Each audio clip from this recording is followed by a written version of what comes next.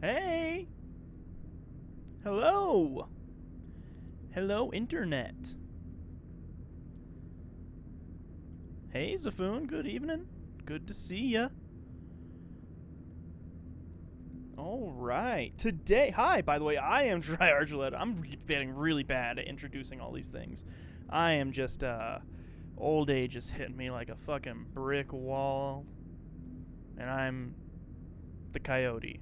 What's that thing? Son of a... Anyway, the person to help me actually figure that joke out is here with me, E, who's joining me over the internet. What's the name of the coyote? Wild E Coyote. How did I forget that?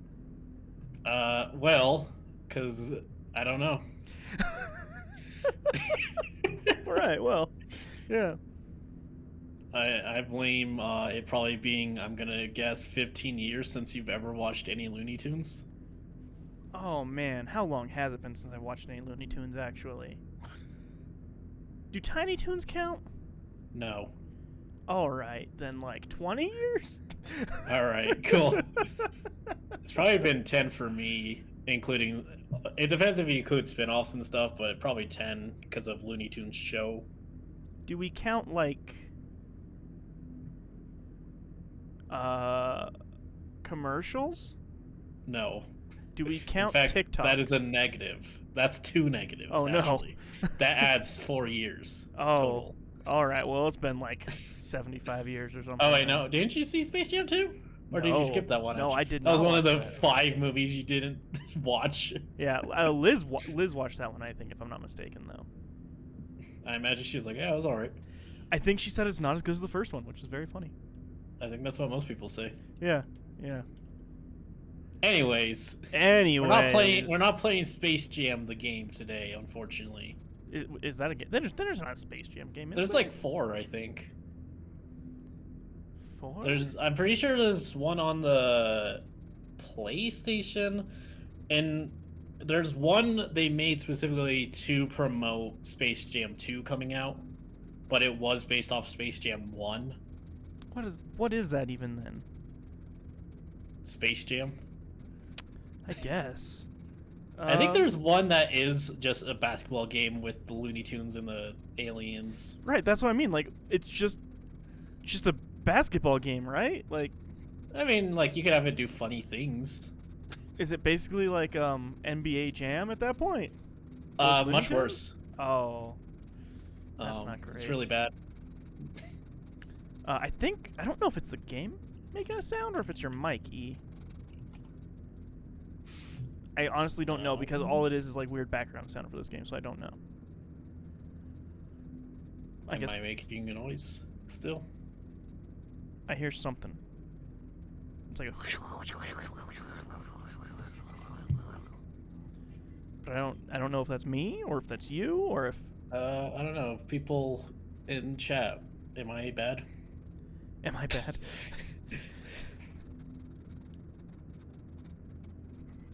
I'm gonna go ahead and switch over to the game feed here. Yeah. I'll see. Slide. Slide to the left. Really wish I had a star to weight. the up. I could probably make you one. Yeah, I would love that. I would love that so much. I would have to look, actually. I could, like, pseudo make you one, but... Sam in chat saying, do we count Space Jam 1? Sam saying she doesn't think she hears it. Might just be the game. Could be the game. I don't hear it anymore, so it might have just been the game. All right. Well, now I hear it again. Okay, it's 1000% the game. Okay. Yeah, because the little bobby pin is pointing me to where I'm supposed to go, and when I'm not there, it makes bad sound. Nice. All right. Act 4, then. We're going to do the whole thing. We're going to do the whole Act 4. We're beating the video game today. No, because that's too much. But we're going to play a lot of it. We're doing a 7-hour stream so he can beat it. Also, let me know if game audio is a little too much. Actually, I'm just going to listen to it. That's not what commandments make. No, it's animatronic.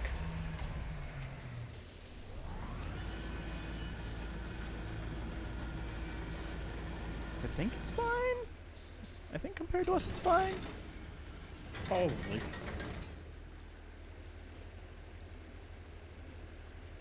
Actually, we're kind of a little quiet. Might turn this game volume down a little bit. Wow, how dare you?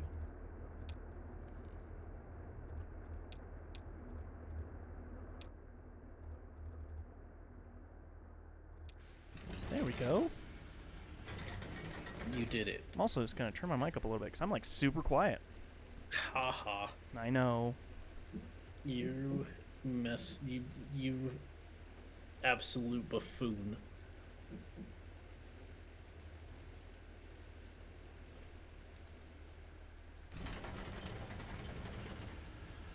Alright, I had to take my headset away and give her the headphones a little bit. I'm sure E was talking great things about me. I was. Yeah, good. I only ever do. Alright.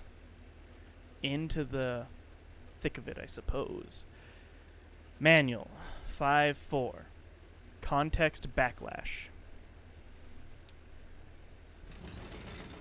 General wear on gestural gear mounting apparatus 5A-1 may result in undesirable play between teeth in context and history state machine gears, causing stuttering, slippage, resetting, and skipping.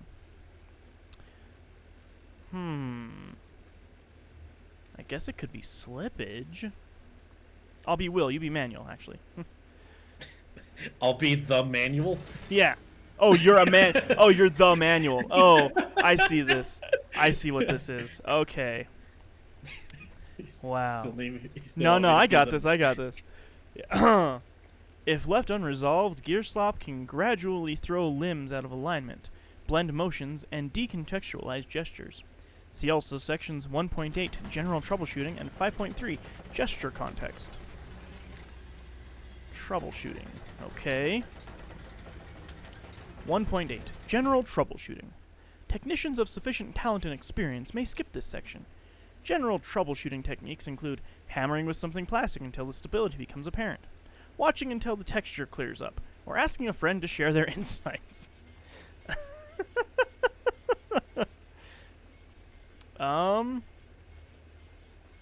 That'll do, book. He throws the manual into the river. That's what I'd really do.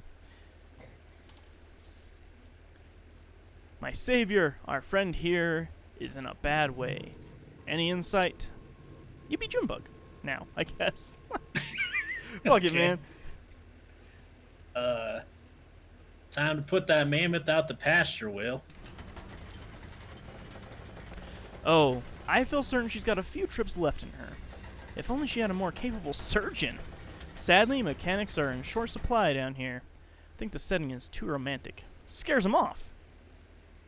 You know what brings you down to the Echo tonight? Just tagging along. That doesn't sound like you. What does that mean?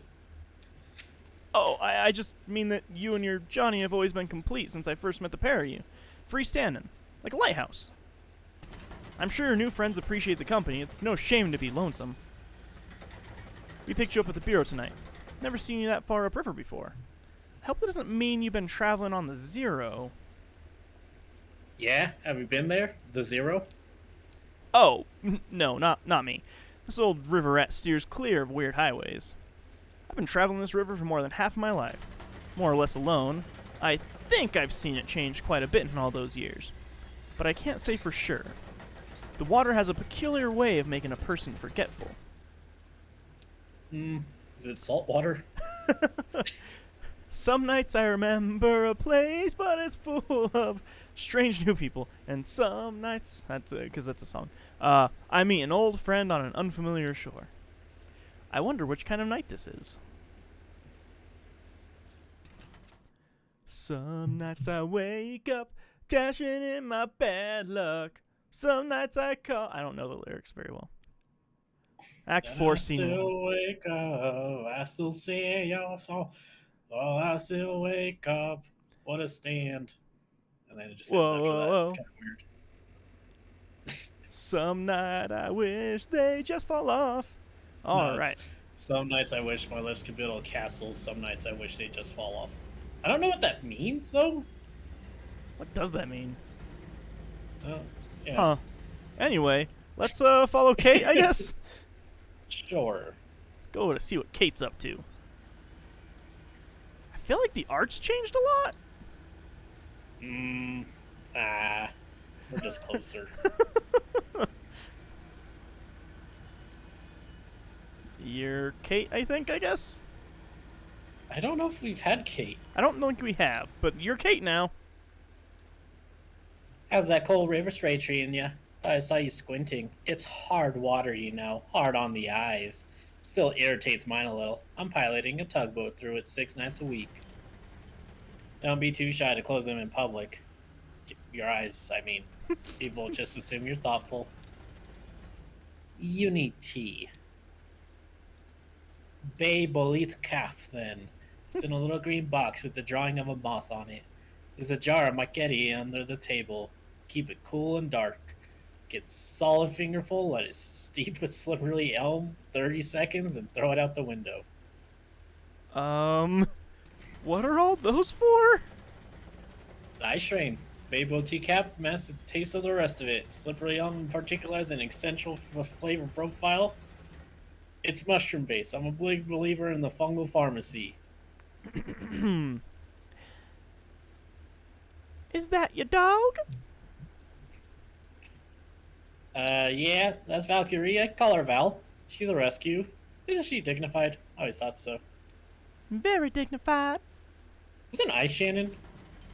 I think so, actually. I think you have been Shannon the whole time. Yeah, you want to swap around? Yeah, let's swap it real quick. Let's switch. Alright, I'm keeping the voice, though. I hope you enjoy the trip on your little mammoth. Take advantage of all the amenities. Fresh air, cozy bunks, hot tea, the video room. There are some pretty interesting tapes down there, actually. Unusual. I mean, weird. Watch out that VCR doesn't take your hand off, though. It's untrustworthy. What's wrong with the VCR? I could take a look. Oh, please do. I don't know anything about electronics. Maybe try a few different tapes. You'll get the picture. Hey, do me a favor. Go ask Will how the repairs are going, and if he needs anything. We're coming up on the next stop here. Just refueling and picking up a few things. I could grab a bolt of some wire or something. Whatever he needs. Well, eyes on the road.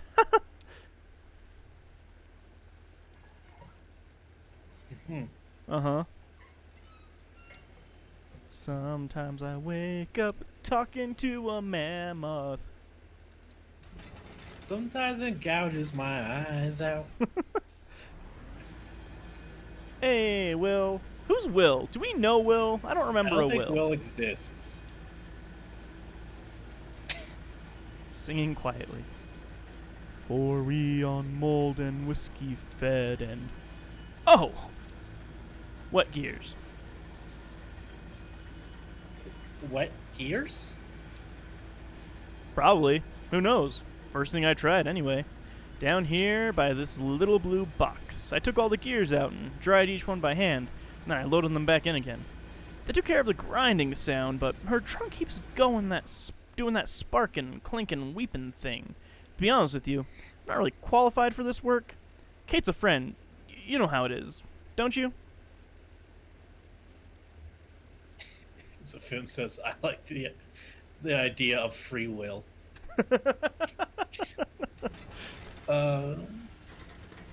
Kate was asking if you need anything when we stop. Hell, I don't know. Scratch ticket? Sure, okay. Thanks. Okay, it's gonna make me. What's your story, Will? A story. Well, I like to listen to them. I like to tell them, but I don't have any one of my own. I also don't have a permanent address or a pickup truck or any change of clothes. I wash my laundry in the river, and in that moment, I'm truly free. I don't even have any shoes. Hey, I should tell you where I left my shoes. Did you know I'm classically trained organist? It's true. Look at these long fingers and pedal grip and toes. It doesn't matter. A minor in French literature earned me a position teaching Artaud de Zola at the university. Well, some shitty governor cut state funding for our department, and I was demoted to mopping floors, running wiring through walls, or in dangerous places. I even operated the soundboard at the student theater. I left my shoes there. At the university, I mean. It was a protest. Walk without shoes for, I don't know, something important or tragic. I ended up by the shore. And soon I was drifting along the Echo. It ran for a while above ground, then... It doesn't anymore, but I prefer subterranean waters anyway. Kate brings me along, and I record what I see and hear, and I try to help with the maintenance. I drop off the mail and pick up the trash. On occasion, I even take the helm. Anyway, that's all I try to remember anymore. I listen to River's stories, and my own stories get fainter and fainter. Well, I'll just keep drying gears, I guess. Ezra runs up to Shannon. Whoa, slow down. It's slippery up on deck. You were also Ezra. Yeah. Do you have batteries? Oh yeah, Ezra's Batman. Yeah, of course. What for? Johnny said I could use his tape recorder, but it needs a battery. Oh, fun. Well, Shannon searches her pockets. here's 4 different kinds. Surely one of these should fit. Thank you. Cool. Important. Yeah, super important. I want to go in. Oh, hey, we're Ezra now. So random when it Yeah. does that. Yeah. Ooh, I liked that. Musicians. Magicians. I'd be more impressed if there was just a boat full of magicians. I would be really impressed if there was a bug full of magicians. Johnny. Was I Johnny? Who's Johnny? Probably. Oh, I You was said Johnny. Yeah, I was Johnny. Yeah. okay. All right, because we mixed up Junebug and Johnny last time, but we just rolled with it. I remember now. Okay. All right. Really? You were in trance. You don't remember this? It's okay. We've all seen a lot of concerts. Sireno open. His tape machine was broken or something. It got really cosmic. Right, at the flower shop. I remember that show. Sorry, Clara. Well, you have a second chance to hear it tonight. That was fast. Got the batteries? Let's see. Perfect. This one will do. So, you hit this button here to record. Hold it right here so you don't cover the microphone with your hand. I bet you'll find a lot of good sounds just around the tugboat. There's plenty of tape in there, so don't be stingy with it. Just record anything that catches your ear. It really changes the way you listen. For the better, I mean. How long is the trip?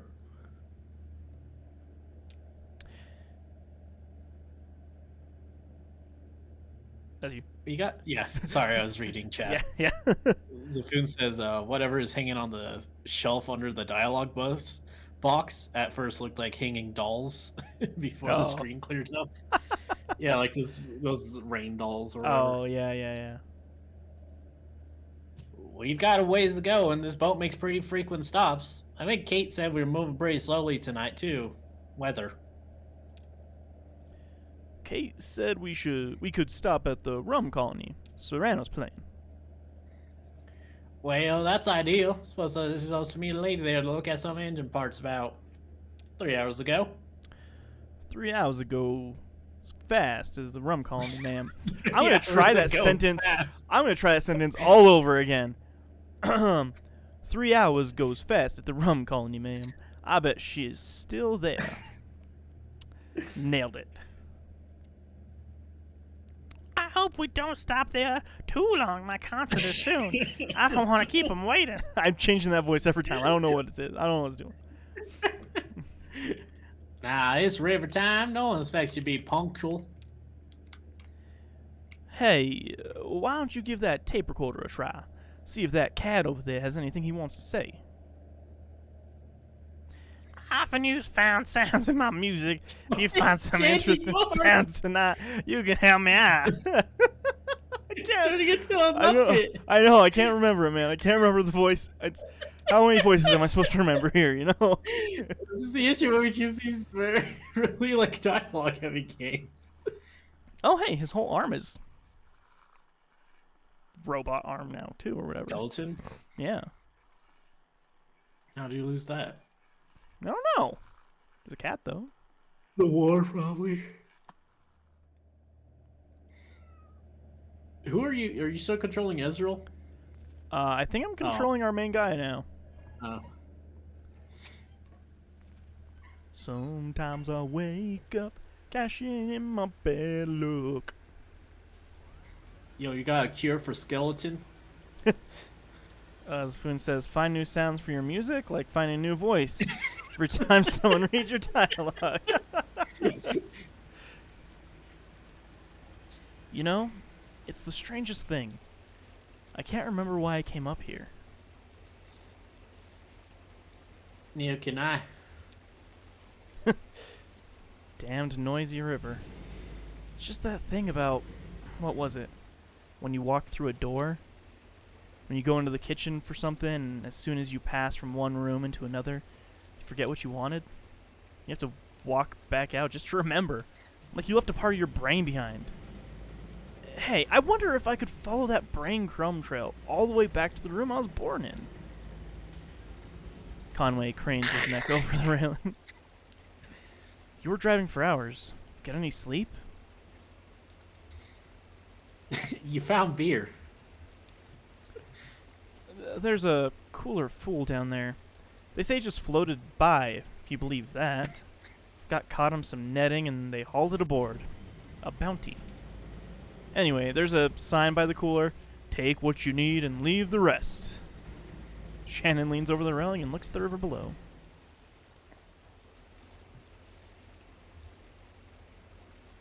Did you see Ezra go in?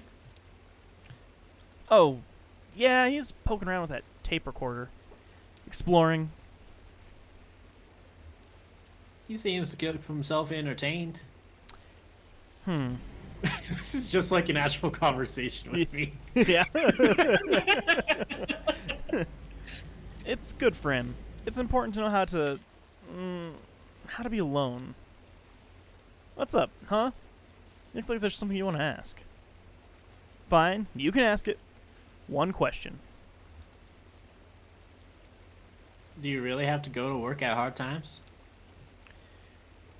Didn't seem so bad, did it?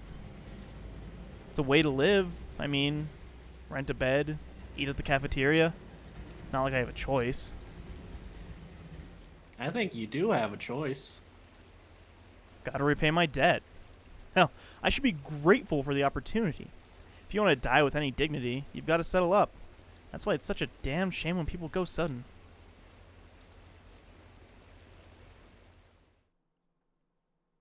Act 5. That would be hilarious. Water sounds and delicate synthesizer music. I don't think I'm controlling this. Am I? No. I'm sure I talk too much. Everyone on this river does. The problem is that we listen twice as much as that. We're only telling you half of the stories we hear. Kate told me that I ought to have a photographer. Photographer. Shh, it's fine. It's fine. It's fine. That would be an amazing like class in an RPG. A photographer. Photographer, she said. You have an uncanny way of having been in the place at the time the thing happened there. And that's the hardest part of taking a photograph anyway. Nice of her to say, but it isn't true. Though I know just about every story on this river. Most of them I've picked up second, third, or fourth hand. So on. Listening, see? Now, I know what you're going to ask, so I'm going to answer it. Yes, I'm sure they're all true.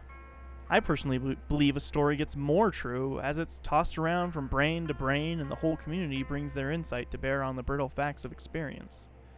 There are a few Echo River stories I witnessed directly. I saw that big owl migration pass through. You might have heard about that. I was there when the old train station flooded. I saw the ghost of Stephen Bishop brew up a batch of white lightning on a raft, or anyway. I talked to a few sailors who'd recently crossed paths with him, and I suspect sampled his wares.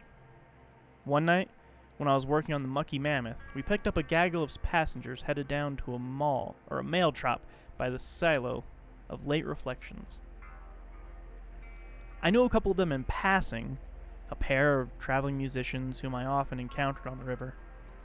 The others were strangers to me at the time, a young woman, a small boy, and an old man whose name I didn't catch. Oh, and a smelly old dog. We docked at a gas station, so the Mammoth could refuel.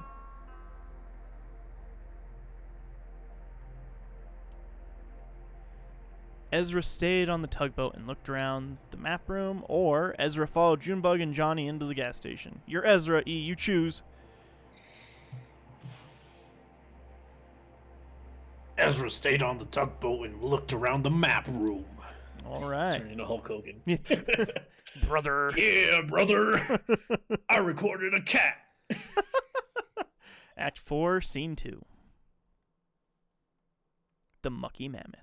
Yeah, I skipped a whole act, probably. That'd be hilarious. According to Sam, we missed just a ton of stuff in that first act. So, What? yeah. Great. I wasn't there. Well, me. Some of us. I don't know what you're talking about. Look out. Ezra watches the lake drift by. He sees a small island covered with barnacles, a floating gas station, a small flock of bats, a rock covered with crabs. Am I playing another text-based game? What a relief. Thanks for taking the wheel. Our secret, What's okay?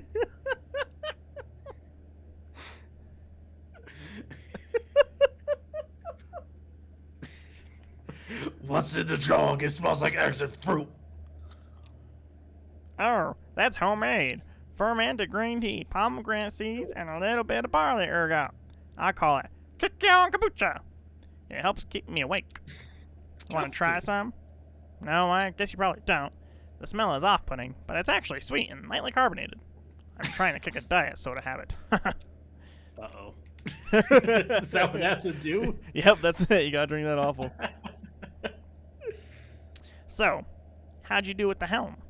Well, Sam says, I don't know if you missed a ton, just some things. Oh, well, there you go. You missed half the game. How do you know which way to turn? I just keep my eyes open. That's the most important part. Speaking of which, looking outside. Oh, hey, there's the gas station. I was hoping we'd cross paths soon. It kind of drifts around. You never know where you'll meet it. As you can see by this dial right here, our fuel situation is pretty desperate. I have a bad habit of letting that needle spend a lot of time in the red zone. We should only be docked at the gas station for a few minutes refueling. You might just want to stay aboard. So, you like boats? I used to watch a cartoon about a boat. Actually, it was a submarine. They were all bears in the submarine, except the captain was a dog. That sounds great. I'll have to look out for that one. This is like a conversation between us. This is shit. It's like, all right, Ish, yeah, sure. So, what else did I neglect to explain earlier? This area here is called the wheelhouse. All these gauges and controls help me understand what's going on with the Mucky Mammoth and her hull. This is a compass, but it doesn't work very well down here. For some reason, I just go by landmarks, basically, and lights. Did you see those two lights on the sides of the boat? A red one and a green one? All the other boats have them, too. Some are different colors or in different configurations. If we cross paths with someone right away, I can work out what kind of boat they're in and what direction they're going, even in the dark. It's all about looking up here. It's all about looking up here. The other half of pilot in this boat happens down in the map area. Speaking of which, Kate peers out the window. Have we passed the big rock that looks like a dinosaur yet?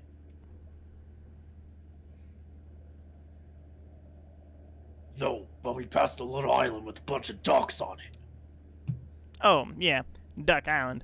It's named after a nasty old hermit called Edgar Duck who put a claim on it many years ago and tried to build a house there. I heard he didn't have a bed or kitchen, but used all his material on a big fence. He used to blast an air horn if anyone drifted too close. He eventually died, but the name stuck, and at some point, the ducks moved in. Maybe people dropped them off there. I don't know. That's weird. We should have definitely passed Dinosaur Rock by now. Kate looks out the window. Oh, wait. There it is. Up ahead, see? Wow, that's my new favorite rock. It's great, right? What was your old favorite rock?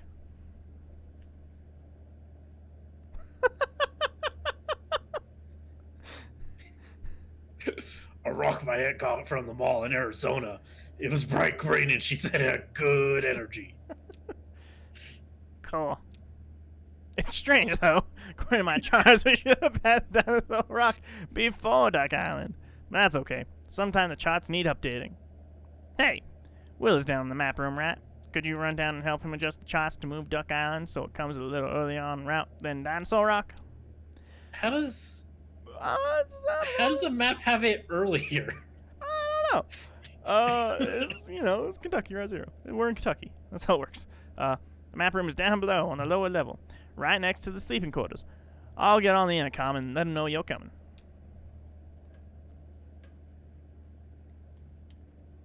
What about this tape, though? Tape Meow. recording of cat purring. I don't hear a cat purring. Zooming in a lot, Doesn't though. matter. It's gonna jump scare you. Nope.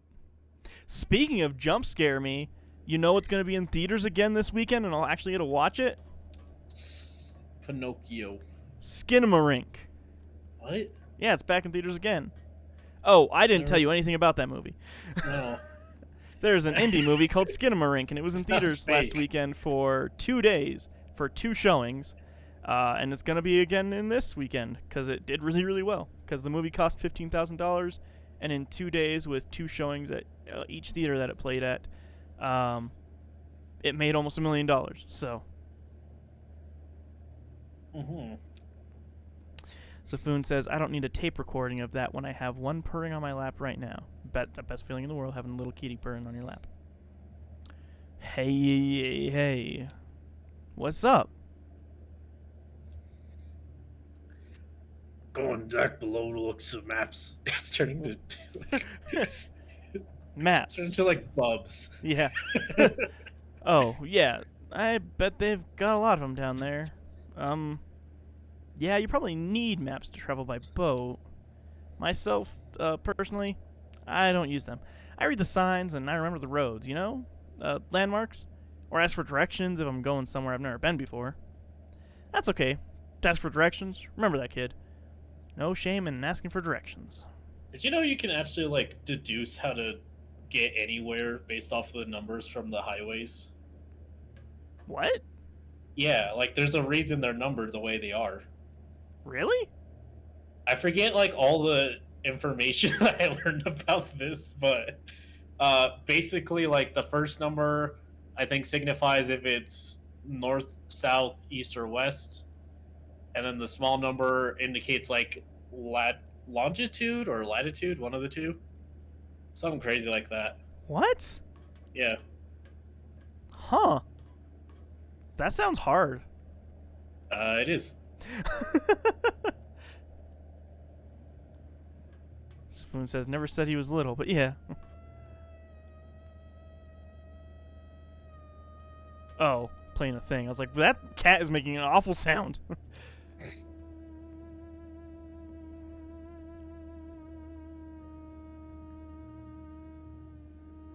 That's Yui. Sorry, my mic's not properly working, so I was trying to look at it. Oh. Wow, this is harder than it looks. Yeah, it takes a yeah, it takes a certain kind of ear. Oh, like perfect pitch? Do you have that? Not really. That's more like muscle memory. When I'm playing the theremin, I kind of hear with my hands. I must sound ridiculous. No. I think I get it. Who are we now? Wait, are we still... We're Ezra. You just walked through that guy. Yeah, that was weird. Hey, Will. Salutations, small man. Kate says you have an adjustment for our charts. Good timing. I'm just checking my copies. That's how we keep our charts up to date. As we pass through a section of the river or lake, I draw a new copy of the map and make adjustments for anything we see that doesn't match. Will points at small drawing on the map. So, this is where we have Dinosaur Rock marked now. This little dinosaur drawing. I drew that. What kind of dinosaur is it? Oh, you know, just a dinosaur. Will points to another small drawing on the map. And this is where we thought Duck Island was. But now I guess we've got to move it back a bit. But how far? I wonder. Any ideas? Anything else you remember about when you saw Duck Island?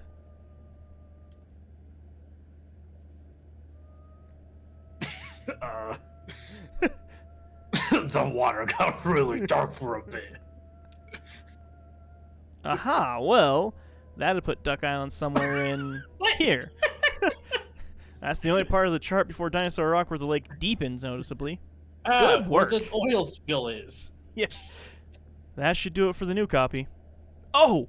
I made some other corrections. Tucked in the banks a little, made this section deeper, and left off a shipwreck that must have washed away or been scavenged into splinters. Of course, it means a lot of clutter, all these old copies. Say, Will gestures to a pile of old maps. I was just about to throw this stack out. Maybe you'd like to hang on to one? They're out of date, but they could be fun to look at. These are mostly river charts, I think. Take a look through and see if one of them catches your eye. I dig through the pile of maps.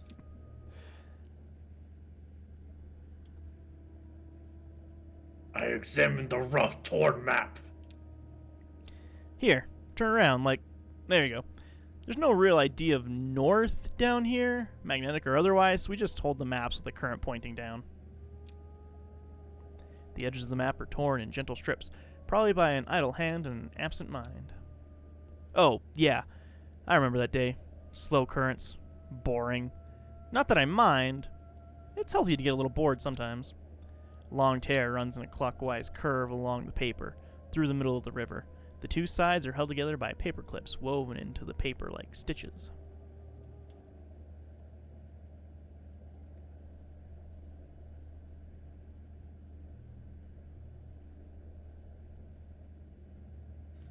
E, Hello?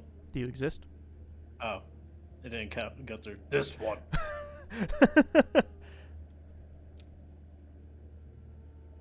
Nice.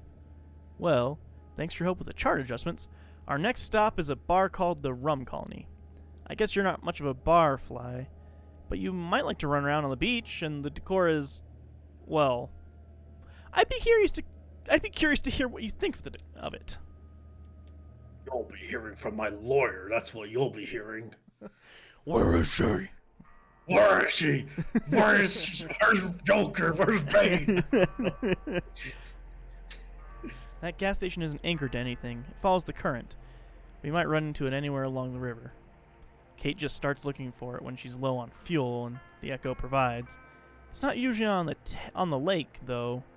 That was strange.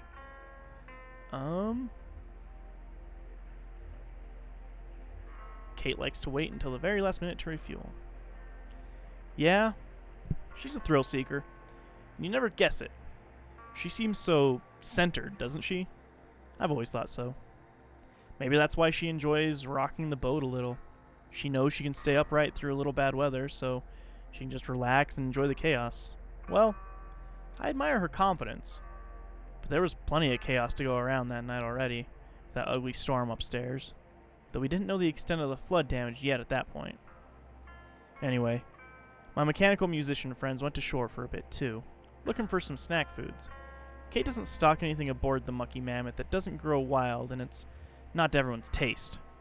Or maybe just to stretch their limbs and charge their batteries. They came back looking refreshed. I'm sure they needed that moment to themselves. You wouldn't think a pair who made their living performing on stage could be so introverted, but they really were. in their way, sure. They had plenty of friends along the river, where they traveled and performed often in those days. But I think nobody else ever really got through. That inner circle was drawn with 2 strokes. I mean, for a while, anyway. Naturally, I assume they met the gas station attendant, a man as anonymous and itinerant as the place itself. I assume he talked their ear off. Everyone on this river does. But I know that fellow well enough to know he wouldn't want us reminiscing on him now. So, they came back aboard, Mammoth refueled, and we ambled on toward the rum colony. Oh, Zafoonsane just Googled it. Even numbers are east-west, lower number to the south. Odd are north-south, lower numbers to the west. Yeah. Huh. That's crazy. I've never... How would you know that? Unless you knew that. Probably by existing when they built the highways. Is that like in the training book? Does it tell you that anywhere? I don't know if it's like in a book. I think that's just like the concept behind it. Huh. So like people who drove a lot, you just kind of pick that up, I think. Weird.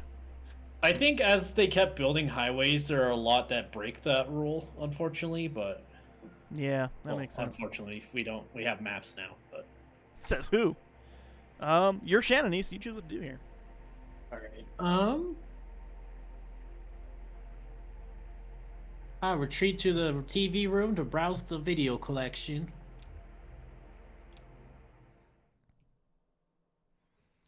Ooh. Act 4, Scene 3. I'm gonna be so mad if this act has 17 scenes as well, like the other one.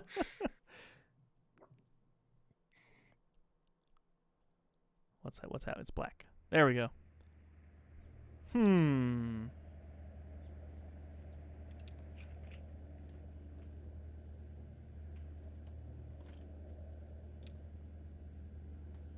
Searching. The shelves are full of dusty tapes. Some have been relabeled several times, the stickers piling up thick on their spines. Birds. Grabbing birds. Insert birds. Watch. Early morning bird and road sounds from TV. Blue-black morning swings across the screen.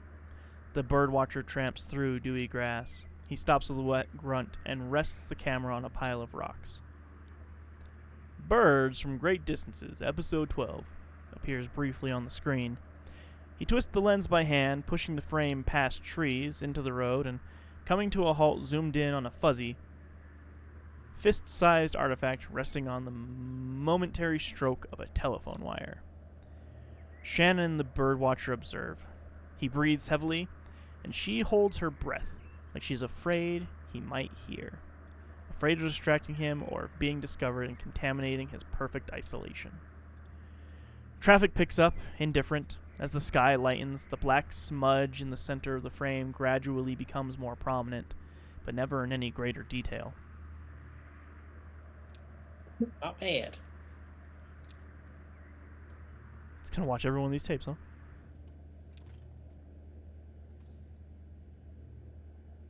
Shannon combs through the video archive.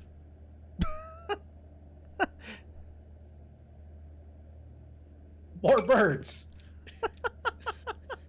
Somehow I knew E was like, see how many birds it's gonna let me see. Sound of heavy rain from TV. Wow, heavy rain. Didn't know they'd have a PS3 on here. Jason. It's raining heavily as the title, Birds from Great Distances, Episode 27, flashes on screen. She knows by the sound the volley of rainwater on mud, tree branches, the rusted bed of an old pickup, and on the bird watcher's own skin and hair. He swears under his breath. She can hear the rain there, too, in his wet breath and the wet exclamation of his palm, slopping the water from his forehead and shoulders. The camera is pointed at a cedar shed with one hinged door angling erratically in the storm. From this distance, it's hard to tell if it's been damaged or simply left open. When the door swings wide, she can see that the shed is full of small boards, scraps, maybe, or rough-cut pieces meant for very small projects and then stacked carelessly on shelves in piles, quickly sorted and then forgotten. And there's the bird, a small ball taking shelter on the shed floor, nested in scrap wood.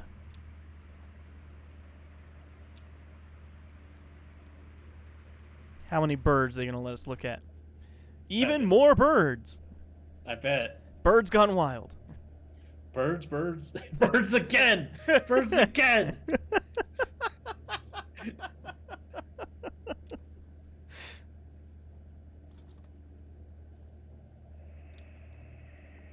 Sounds of cicadas from the TV. The video is black. Shannon only knows it's playing because of the cicadas.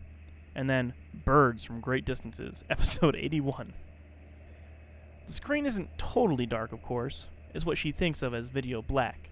A deep, mottled blue, noisy with magnetic decay in the cottony limits of the camera sensors. It's the black she sees before she goes to sleep. The night black. The eyes shut against streetlights black. She has more words for it than she expected. She wonders what words the birdwatcher uses for it. She wonders where he is relative to the camera, or where the bird is, for that matter. Enough. The action literally said enough. But you don't realize the next one we're gonna watch Oh shit, is birds. even more words. Oh, they took birds away from you. All right, weather.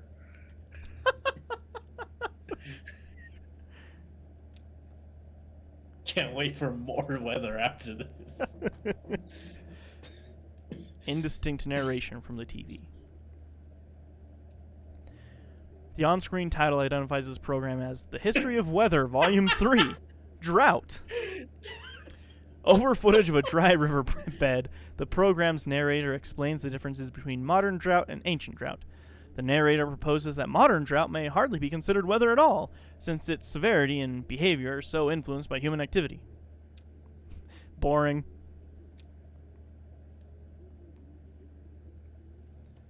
It said it, not me. I didn't say boring. It said boring. Just want to get that clear. Science. I don't think I would put in a tape that just says science. It could be anything. Exactly. It could be I mean, I anything. would guess it's probably Weird Science, the bad movie from like 1997. Why would you guess it's that specific movie? What else would people have a VHS of? Bill Nye? I think that would be under like Nye or Bill. Good point, yeah, good point. It looks like Will, though much younger, reclined on a sofa and taking calls. His arm, draped over the back of the couch, holds a bottle of something clear. People call him with stories of their encounters with the supernatural. Will offers little commentary or response. He acknowledges them. Sometimes he interrupts to clarify or repeat something back to them. Mostly he just listens and pulls from that clear glass bottle. A handmade banner strung above the couch reads, "I believe you." Will? X-Files. I can't remember the X-Files theme, actually. No, that's Twilight Zone. Yep, that's it. Yep, you got it. Yeah, you know it, yeah. I just remember because, like, after hearing it, it was clear that they got inspiration for, like, the Majora's Mask from that. Oh, what? I think so, at least. Wait, what year was X-Files? Oh, I don't know. Early 90s? Like, not like a certain, like, for sure 100%, just, like, it feels like it did.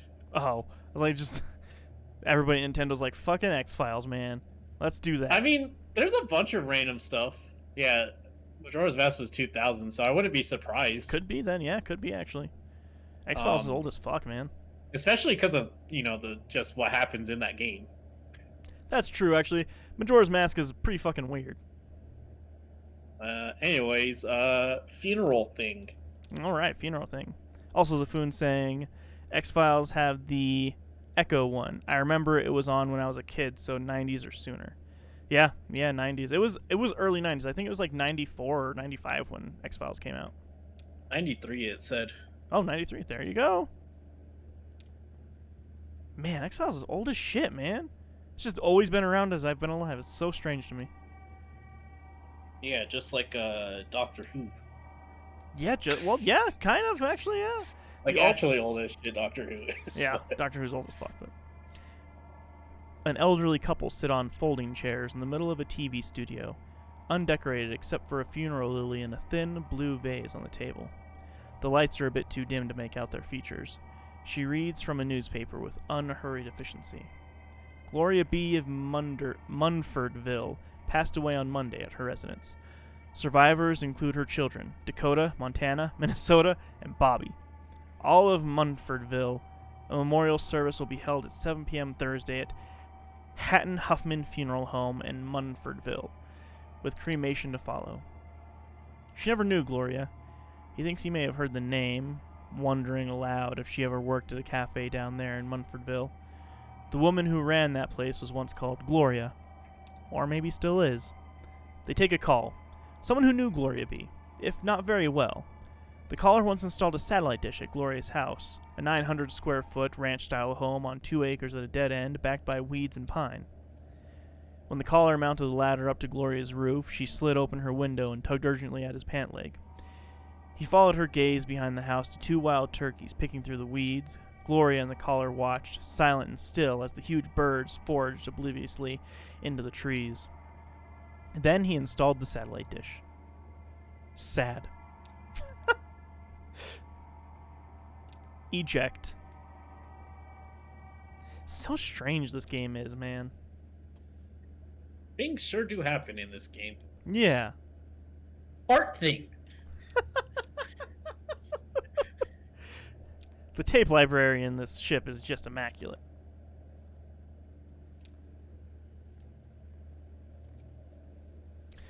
Alright, let's see what we got here. At first, she thinks the video might be paused, but on closer inspection, she can see the edges of the frame shrinking inwards around the chairs, desk, and loose, gray furniture of a sterile waiting room. She watches for a while. She's not sure for how long. Several minutes. The zoom tightens, so gradually she sometimes forgets it's happening at all, and finally rests on an oscillating desk fan. She ejects the tape before the next part of the triptych begins. Okay. How long do you think it would take for you to notice something like that? Well, I have a movie right here, actually, that could answer that question. Let me grab the movie off my shelf.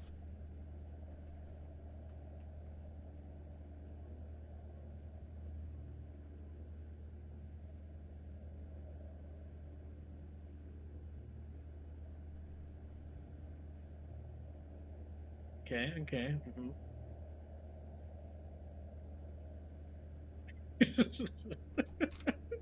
It's on my other shelf. Okay, well. I'm just gonna Google the movie.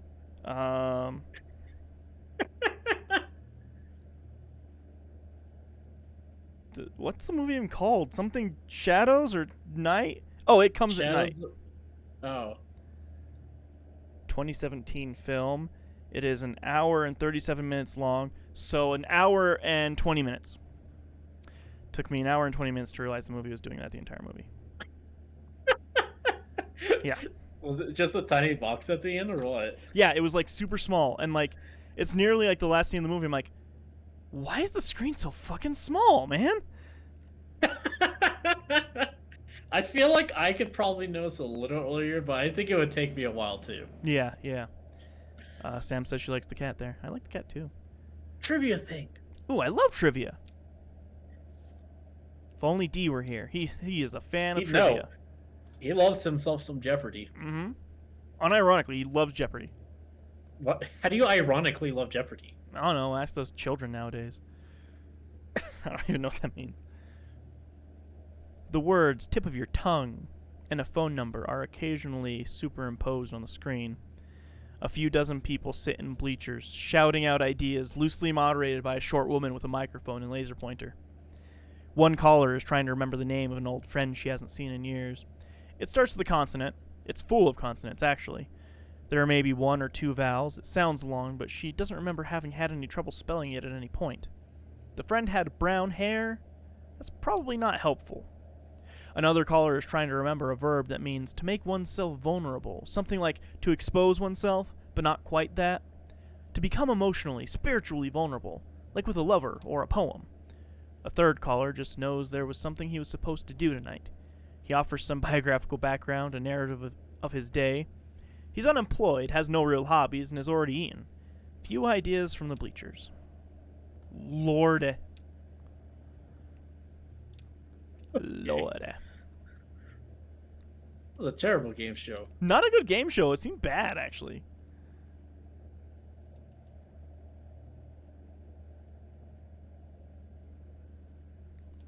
What do you want, E? Shopping. Should have guessed. What is a tape of shopping even going to be? Probably infomercials. I bet it's like a thing of a mall. A woman sits at a card table with a lamp, notepad, and a beige multi-line telephone. Oh, you were right. A scrolling marquee reads, swap, shop, buy, sell, trade, or want to buy, call a broker, and then a phone number, repeating without pause. Eddie has fresh eggs to trade for a basil plant, a dozen eggs for one plant, which is a steal. Eddie's eggs are good eggs. All eggs are good eggs nowadays with the price of eggs. Sadie has a bag of fine shells. No reasonable offer will be refused.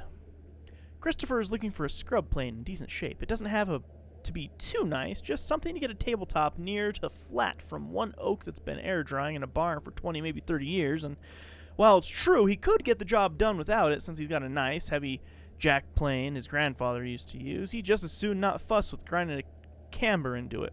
And anyway, he has a little extra capital from a swap earlier in the week and wouldn't mind putting it down on a decent scrub plane before the cash burns a hole through his pocket.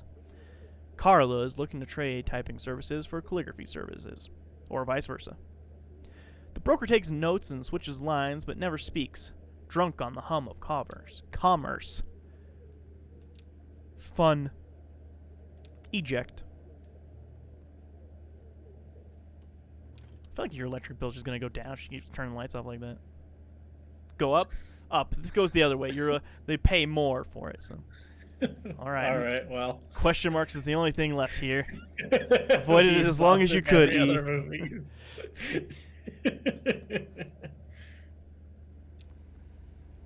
Eerie hum from the TV. Is this Skinamarink? That awful hum. It seems to start before Shannon even hits play. Then there's the familiar room. There are the blank gray walls marked with tape and school desks. And this time she notices a few more details. The murky carpet like standing water. Some video equipment stashed in the corner. A row of lockers. And there's Weaver, looking serenely at the camera. As before, she starts speaking, and as before, there's no sound but that hum. Shannon finds Weaver's words coming back to her as they appear in captions on the screen. On these magnificent treasure courses. Go underground as deep as you can go. The air is cool and the earth is damp, and when you close your eyes, you are surrounded by the dead. Remember where that is? You'll find your way from there. I think this place is what you're looking for. Some of it will wash away soon, but I think you'll be happy here, even without the mail. School. The text repeats for a few minutes, and Shannon stops the tape. Sam says, looks exactly like my local swap shop. I feel like we learned nothing. Yeah, I feel like that did nothing so far, so... Oh, return the tape, right. Alright, let's go pet that cat.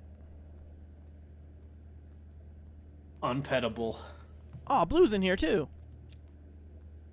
Oh, they won't let us do anything. That's lame. Bathroom? Oh. I can turn on the light switch. Alright. Take a piss. Where am I? Go up these More stairs. video games need a pissing function, honestly. Actually, yeah. You know what game You had got like a great pissing what? function? Heavy Conker's Rain. Bad Fur Day. Heavy Rain had a great pissing function. Could piss your whole day away. Kate and Will. No, it was only a few notes, slow and sad, like funeral music, you know? I don't remember it being sad, just simple and unburdened. Maybe that's what funeral music sounds like to me. Unburdened. Oh, hello. Kate and I were just trying to remember the Mammoths song. But neither of us have heard it for years. Will just found the mechanism. In the mammoth's belly, hidden in gritty, matted fur. It's like a big music box, a slowly spinning cylinder covered in metal pins that pluck her dulcet guts and pump the bellows out in her bowels. But some of the pins are rusted and worn away. Easy to replace if we can even remember what the notes were. Did I hear you browsing the archive next door? Find anything good? I found something pretty unsettling, actually. Oh dear. I don't even know what's on half of those tapes anymore. They used to all be movies and that kind of stuff. I like nature documentaries especially. Some people left home movies or little art videos they made. But that damn VCR devours anything you leave in it. It just switches into record mode at random, I think, and picks up whatever's coming in over the antenna. Of course, the only station we get down here is that WEVP, community television, you know. They got that show with the gentleman playing banjo in his birthday suit. I'm sure you've seen it. Oh, yes. And if there's no tape in the machine when it tries to start recording, it makes this awful sound, like putting a squeaky toy in a food processor. I can hear it above deck. Awful. That's why I put the sign up. Please do not rewind after watching. At least that way nothing gets taped over anymore.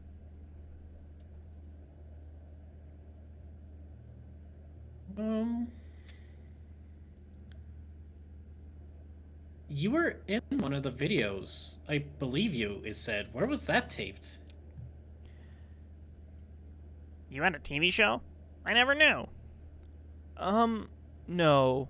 I don't believe I ever have. The title sounds familiar, but more like something I've heard about, like secondhand information. They let anybody on there. That's the whole idea of community television, or public access, they call it. I would say it's possible that I did the show you saw, then forgot. Wouldn't be the first time. The studio... No, I can't say that I remember where WEVP is. Sorry. You should meet Dashiell. He did a lot of volunteer work for WEVP in the early days, wiring up antennas and relays, stuff like that. I think you two should have a lot to talk about. He works at the telephone exchange? No, I'm afraid he's been let go. Oh yeah? That's odd. He still takes the ferry to work every day. I'm sure he's at the telephone exchange right now, in fact. I dropped in there a few hours ago. We're stopping at the telephone exchange again shortly to deliver their mail and pick up their trash. You should go ashore when we go. When we do. Ask for Dashiell. That's not a name. Dashiell. It's still not a name. You can't. If you say it differently, it doesn't become a name. Dashiell. Let me get a little drink here. I rarely miss a chance to lounge on the beach around the rum colony, and I do enjoy a drink, though I don't find their signature liquor suits me. But this time I elected to stay aboard and shoot the breeze with Kate over some mineral water. Still, I heard reports.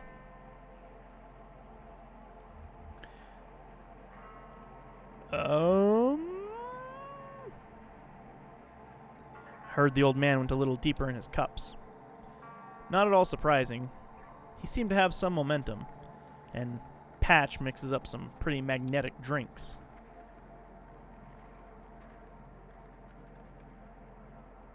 And we're boating. Oh, if we're talking about the rum colony, I should tell you about Patch.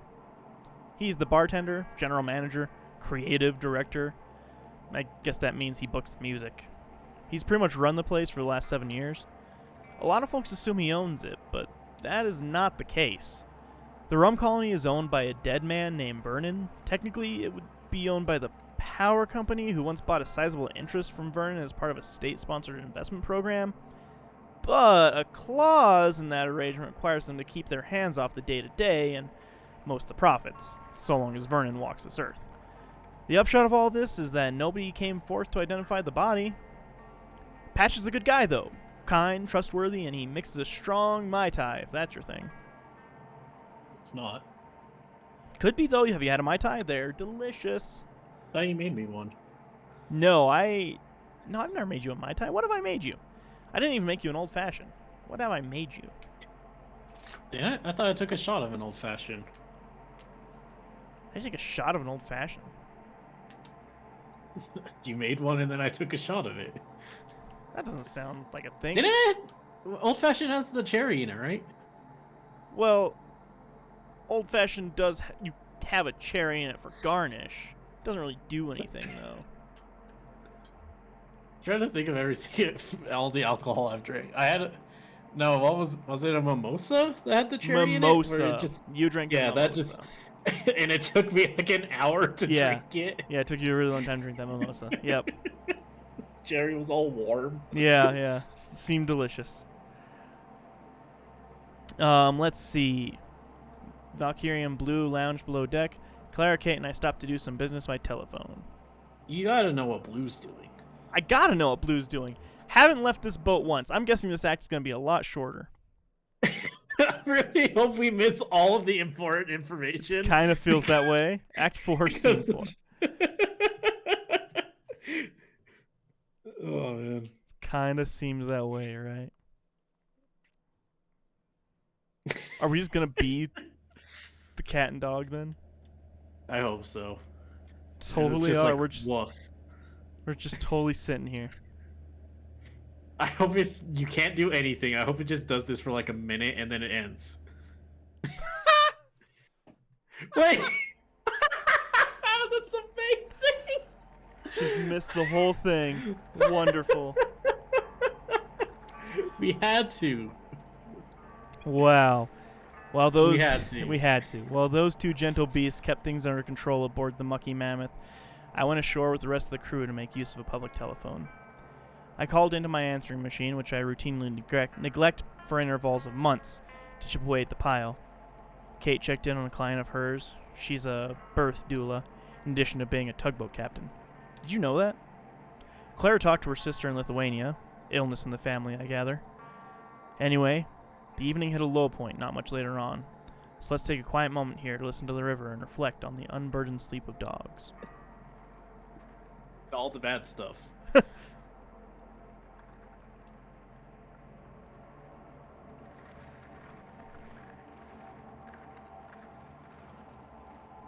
Game is so weird.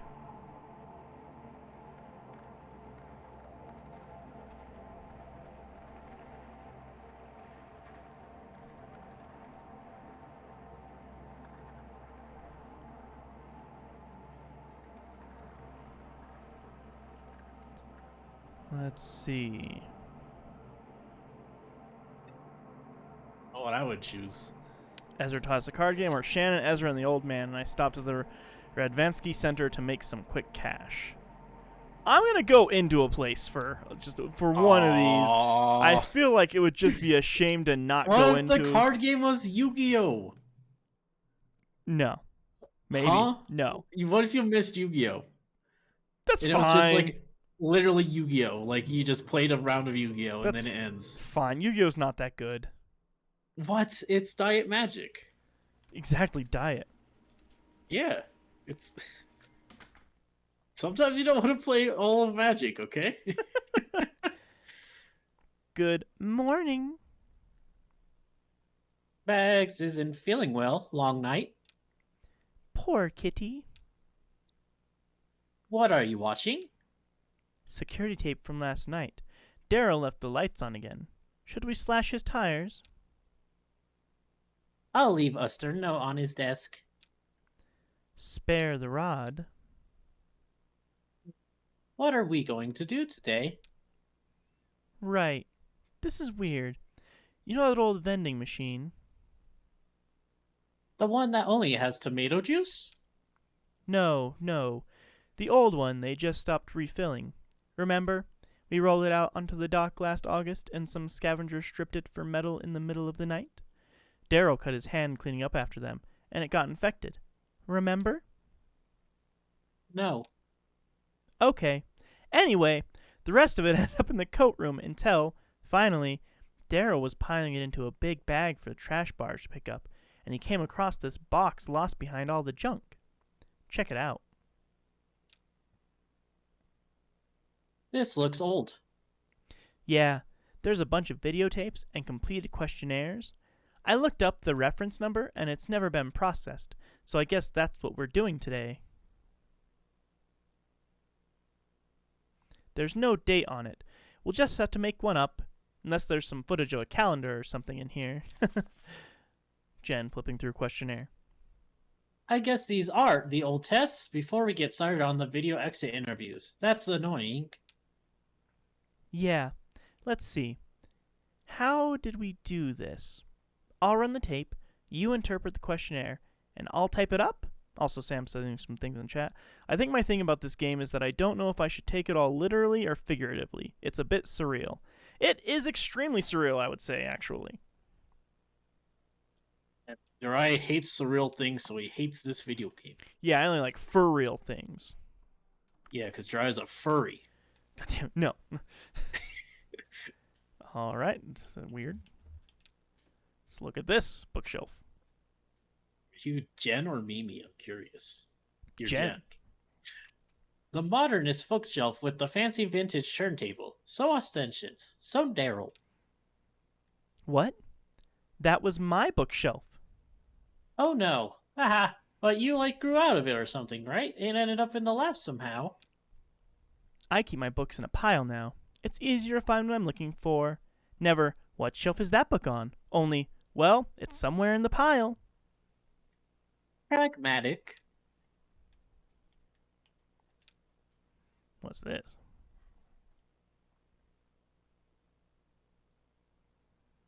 Wow, I haven't seen that poster in a while. I think that was mine from college. Yeah, definitely.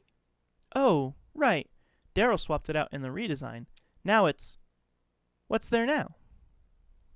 Yeah, that's weird. I can't picture it. I mean, I can picture the wall, and there's definitely something hung there. That's gonna bug me. Want me to go look? It's just down the hall, haha. No, it's okay. Weird, man. This game's weird. I love it. And also, I hated that one part, though.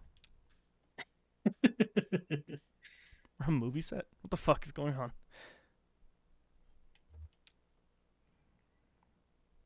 This should be some basic information and the first control test. Subject's general disposition. Jen looks over the questionnaire document from the envelope. Why are you here? EB response, is he? I can't see it. Oh, I can't see the middle. There it goes. I don't know.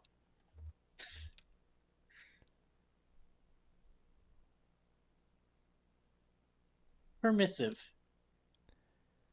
Demographic category? What's the first thing you remember? I remember I spilled orange juice. Immigrant. What? Do you think we should use the old categories or the new categories? Oh, right. Will the computer even still take the old ones? They're still in the menu. Okay, in that case, put precarious. Sure. Oh, I forgot. Name? It says Marquez on the file. Whoa, Marquez. Are you sure? That's what it says. Do you know her? That can't be. No, that's not her.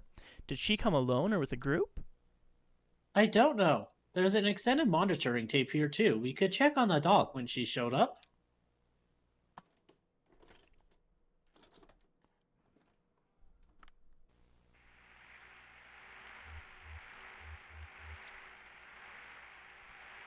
Oh, it's... Wait, who is that? That guy in the hoodie? What? I've never seen him before. Really? He looks so damn familiar. I thought maybe he was a former intern or something. He's a little old for that, right? No, I don't recognize him, sorry. You're all deja vu this morning. It's spooky. Sorry, just one of those days, I guess.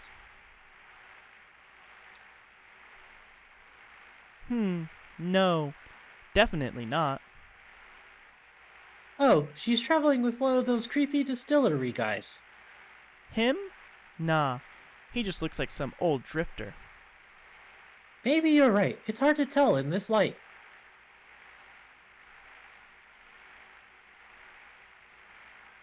Maybe we should have stayed on the boat. You, Ezra? Well, not anybody. Oh. I guess we are watching a tape. I guess the old man is on his dinghy guard duty. A noble assignment. So, who was this lady? Oh, right. Well, do you remember WEVP-TV? No. Okay. It was a community television station. The Consolidated Power Company had to fund it as, like, a punishment for owning too much of the broadcast spectrum or something. Oh, they used to screen your videos, right? Yeah. It was like a co-op. I did some maintenance, and they gave me a slot to show my work. And they had that naked banjo guy late at night. Yeah. That's mainly what everyone remembers. I guess their whole mandate was community expression. He was certainly expressive. Oh wait, was Lev the one, the flood, right? Yeah. Damn. So Shannon Marquez, did she have a naked banjo show too? What? No. Let me guess. Which of the following sentences best describes you? I am haunted, unable to forget. She had an exercise show? No, I've never heard of Shannon Marquez. It was a Weaver Marquez I knew. She worked at the station for a bit, and then she left on kind of weird terms, actually. Anyway, where were we?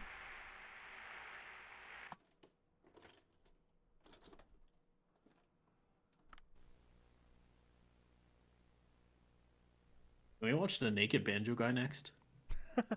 I hope his tape's on the boat. Okay, how do we rank her from the control test?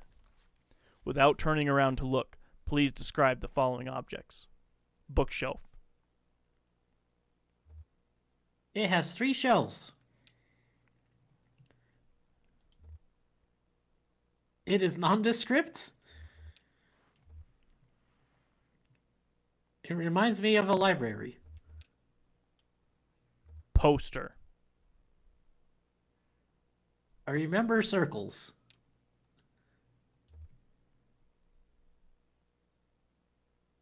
I have a poster in my workshop. A chart of resistor valves. Valves. Lighting. 1 lamp. Average, I guess. Average. Okay.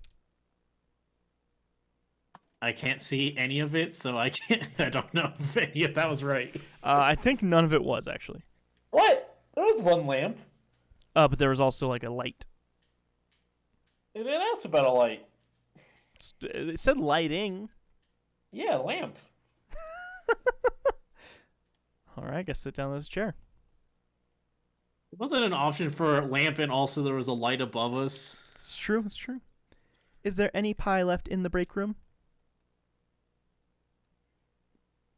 Daryl finished it off before he went home last night. Daryl is on thin ice. You're declaring enemies left and right. What? Who else? That other Marquez woman, Weaver, didn't you? Maybe I misunderstood. I thought I detected some animosity. Oh, no. Nothing like that. She wasn't the kind of person you could like or dislike, really. She was just there, and all you could do was accept her, like magnetism or gravity. Please describe, from memory, the following objects. That's an amazing insult. Seating in the room behind you. Particularly Ashtur.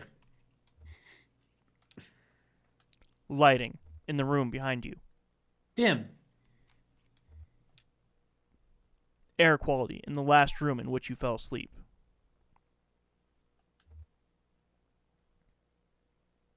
I think I fell asleep on the boat for a minute. The air was warm but refreshing.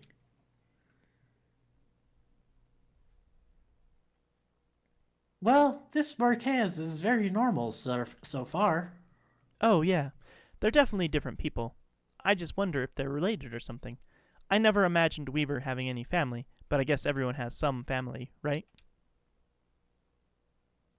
What? Probably. Okay, let's go on to the next test.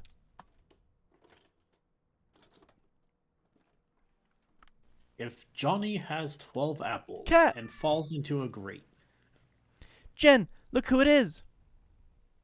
Aw, I miss that kitty. I forget what became of the white one. Her name was Coconut, and she disappeared without a trace. Easy come, easy go? Little high, little low. I wouldn't say easy. I had to leave food on a dock for a week before she came inside. She only stuck around for a month or two. You probably saw quite a lot of her. I remember you were working nights then. She was a nocturnal creature. Safoon got us anywhere the wind blows, he says. That's right. I remember. I gotta go to this cat. Safoon has this CD. I assume they Earth, mean apple, Bohemian Rhapsody, pear, probably. strawberry. Hey, no cheating. I'm answering these, apparently. But there's a cat. I wanted to go to the cat. Well, if you just leave. Oh, can you? I doubt it. I did it. It'd be funny if it said something. Yeah. Just gotta bring this treat to the cat, I assume. Here, kitty, kitty, kitty, kitty, kitty, kitty.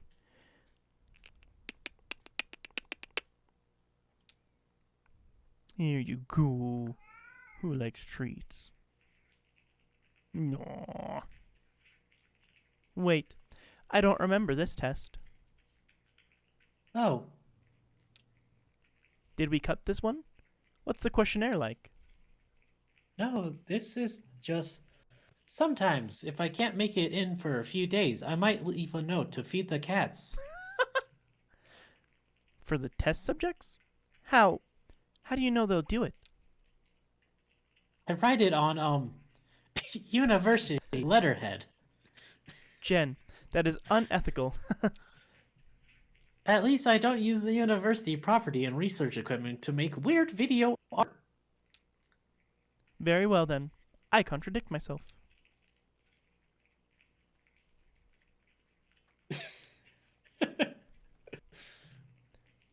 I wonder which is the nobler transgression.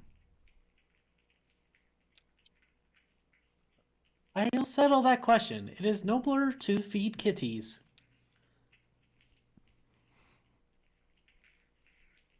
Oh, here's another extended monitoring tape from the waiting room. No, kitties. Kitties are the best.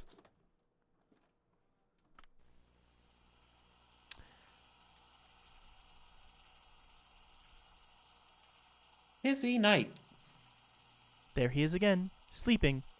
Where do I know him from? It's going to drive me up the wall. Does he work at the university? Oh, that sounds familiar. Yeah, I think he might have worked there a long time ago. Maybe when I was an undergrad. Ah, the Paleolithic. I thought he looked a bit rugged. That's right, Jen. I went to college during the Stone Age. What was your major? Rock. Fire. I don't think he was a professor. Maybe staff. It's been so long. Sometimes I wish I just barreled through, like you did, instead of taking time off before grad school. I'm sure it was the right thing to do at the time. Yeah, or the only thing. I was such a mess. Did I ever tell you about that? My boyfriend died suddenly, in my last year of college. Oh, poor thing. It's okay. It was a long time ago, but yeah, it really shook me up. Back then, he was studying astronomy. We were both really into experimental music. We took a few art classes together. That's so sad. How did... Sorry, never mind. No, it's okay. The thing actually, that's what shook me about it. It was just this random accident that never should have happened, and so sudden you never could have seen it coming. He was back home, visiting his parents, and he fell off a roof. Damn, I know what you mean. You can't predict that kind of, what do you call it? Freak accident kind of thing. My psychiatrist says that's why I'm such a pessimist. Well, I think you're remarkably upbeat, all things considered. I mean, you know, that thing with the boyfriend and the roof, but also what happened at the TV station. Acts of God. You think? No. I mean, that's what they call it. That's what you say when nobody's fault. It's God's fault, actually. Yeah, fucking that bitch.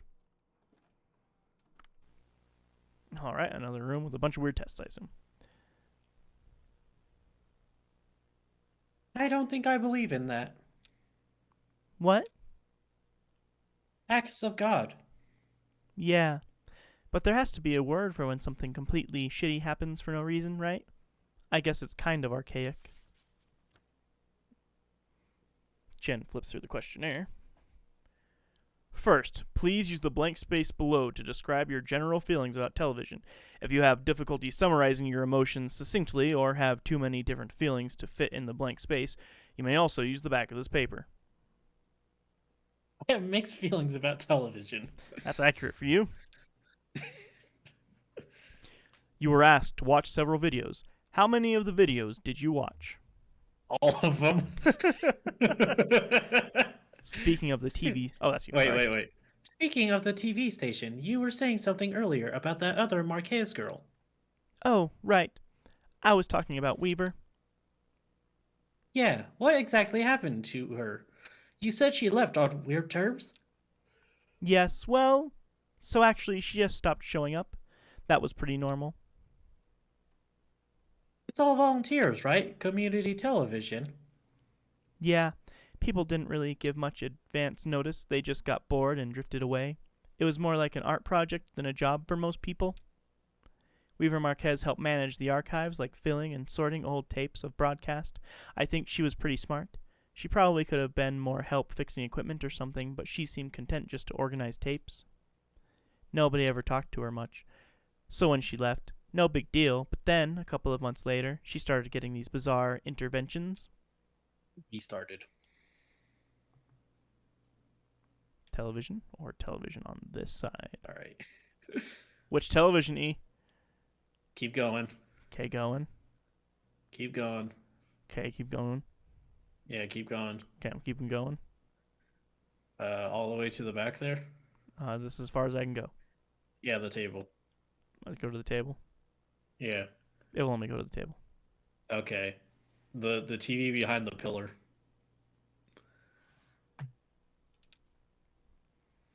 Let's see what we got. The camera passed through several doors with inscribed labels. Please write down the sounds you heard as the video passed through the doors with the following inscriptions. Travel. Footsteps.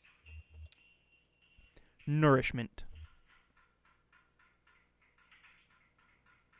Someone hammering on wood. Sleep. A fire burning. Someone would be doing a show in their normal time slot, and then suddenly the feed would cut. We'd still be broadcasting, but our signal was totally jammed. Oh, like interference? I mean total blackout.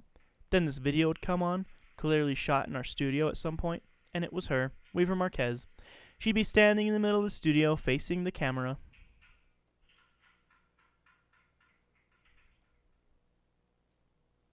Oh, do we just gotta go to all these? What next one then? Yeah. Just go like the farthest each time. Okay.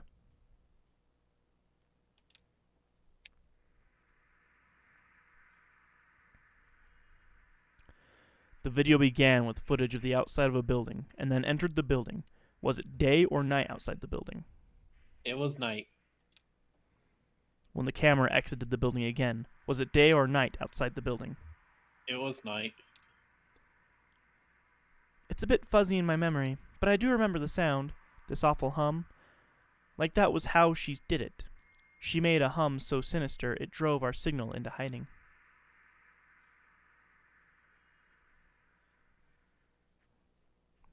do a little zigzag pattern. Yeah. The video began in one room and passed through a doorway into another. In each room, a piece of music was playing. Was it the same piece of music in both rooms? I wasn't listening to the music. Was the music in the first room optimistic or pessimistic? Pessimistic. Was the music in the second room optimistic or pessimistic? Optimistic. Then there were these on-screen captions, exactly the same every time. I don't remember what they said. Something creepy. Wow. He Willikers. I hear that Velma show's awful. Yeah, people don't like it. Yeah, I haven't watched it. Ouch. I'm not gonna. You were asked to make a note of a fond memory from childhood and associate it with one of the objects on the table on screen. Which object did you choose? The folded map. Was this object present on the second on-screen table after the camera passed through the doorway? Not the same one, but another one sort of like it. We had a title maker at the station, but it was a different font. I guess she recorded it at WEVP and then took it somewhere else to add the captions. I don't know. We all did a lot of speculating about how she made the video, why she made the video, When she made the video. who she made the video, Video. But who was phone? who was phone.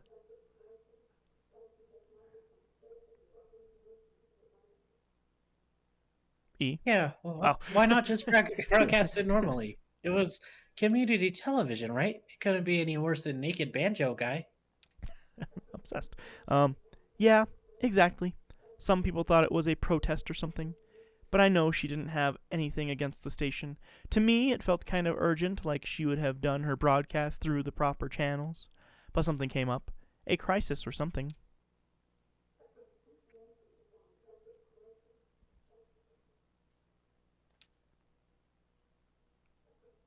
Yeah, Zaffoon Naked Banjo Guy. Most popular thing on, PBS, essentially. yeah. I At the guess beginning not of... technically. Well, PBS is public broadcasting station, Yeah. but I don't think PBS... It's not community. Yeah, like it's not just public access. Is that... Do we even have public access television anymore? It depends on the town. I know Denver still does have public access. Oh. Yeah. New York does still, I think, too, maybe. I I assume think. there's a lot. Probably in most that big case. cities, I would assume, actually have it. I should check if ours has one then. Yeah. Well, I won't, but... Someone should check. yeah. Question. At the beginning of the video, you were asked to make note of a memory from earlier in the day and associate it with one of the objects on the table on screen. The Which of the folded objects did you... Okay. map. Was this object present on the second on-screen table after the camera passed through the doorway? not the same one, but it was sort of like... How often did it happen? A lot. Dozens of times. It went on for years. We even thought about asking the police to look into it, but it's so hard to locate a pirate signal. I mean, it could come from any direction, you know? It's all just Exactly. waves.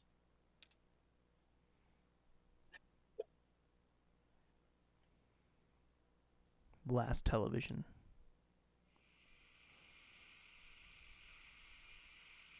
The camera focused on a table, passed through a doorway, then focused on another table. Which object present on the first table was also present on the second table?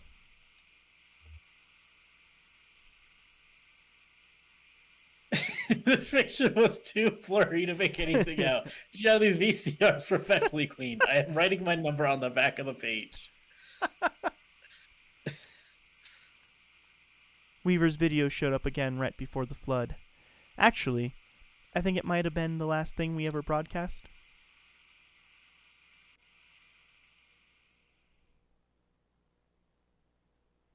Now do I go to the table at the very right, maybe? Or did we miss a TV? No, I don't think so. Oh, table. Okay.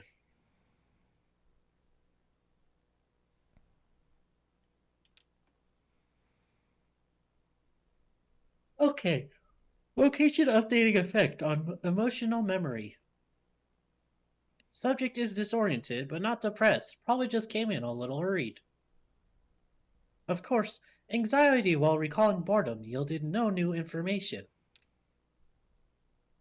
Just record this whole set as is, with the note was not yet adjusted for time of day or weather, so it'll need to be thrown out. Damn, this is taking a while. Daryl will be heartbroken if this is the only box we get through to today. The poor thing. He is like a paper butterfly. I would say a moth.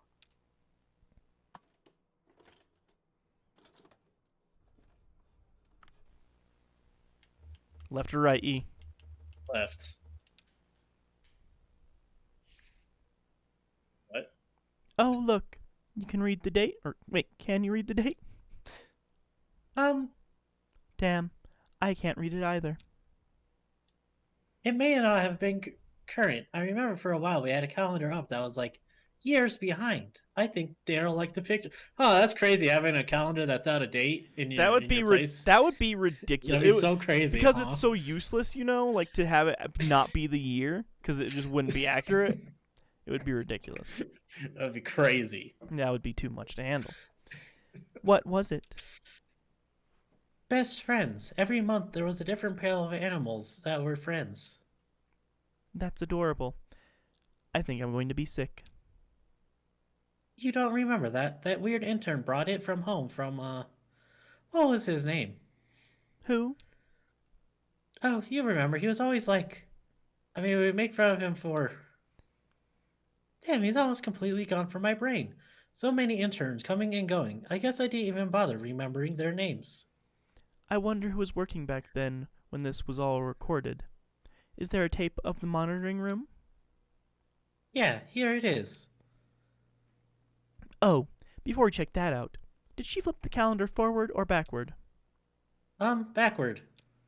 Oh, weird. They usually flip it forward. Ooh, I'm unique. It definitely would have said the other way. Yep. If I, No, if I definitely chose not. the other option. Kitty. Cat. It's gonna run away. Am I kitty? No, I don't get to do anything. Hey, Ezra. Ezra and Cat. Just gonna steal the cat. Take that kitty. Yeah! There she goes. Wait, do you think...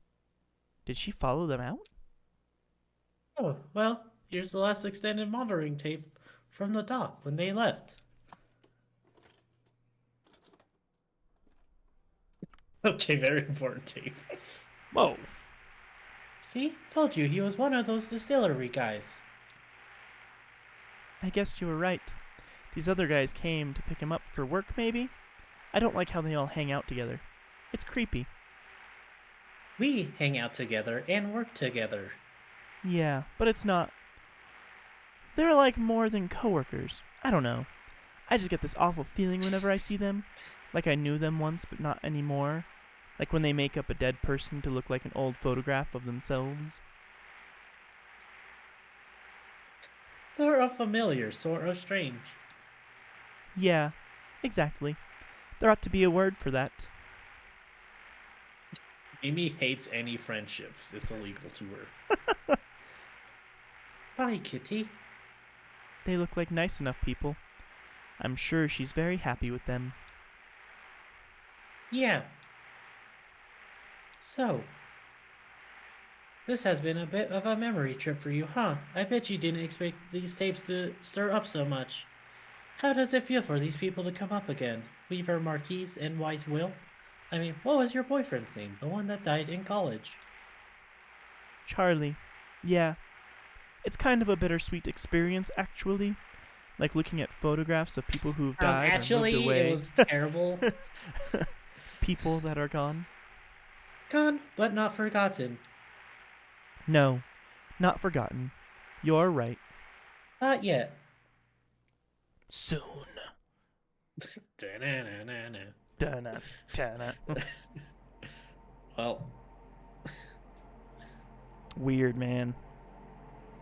that was a lot. That was a lot. I feel like I need water. In fact, I'm going to go grab my bottle very quickly. E, entertain these people. Okay. All right. I don't know exactly how I'm supposed to entertain everyone. I can talk about stuff. I've been watching Bochi the Rock. That's pretty fun. Uh, I think it does a really good job about depicting social anxiety in a way that's both makes a lot of sense while being extremely hilarious at the same time. Uh, I'm only 6 episodes into that. I think I'm about halfway. That means, so I'll finish it soon, and then uh, probably start the final season of Mob Psycho because I've only seen the first 2 seasons, and then watch Venture Brothers since everyone says that's the greatest show ever devised by mankind, apparently. So I don't know how you'll feel about gotta Venture do Bros. that. I don't know. Interesting. It'll be after 2 animes, so I mean, it'll be refreshing at least. probably. All right.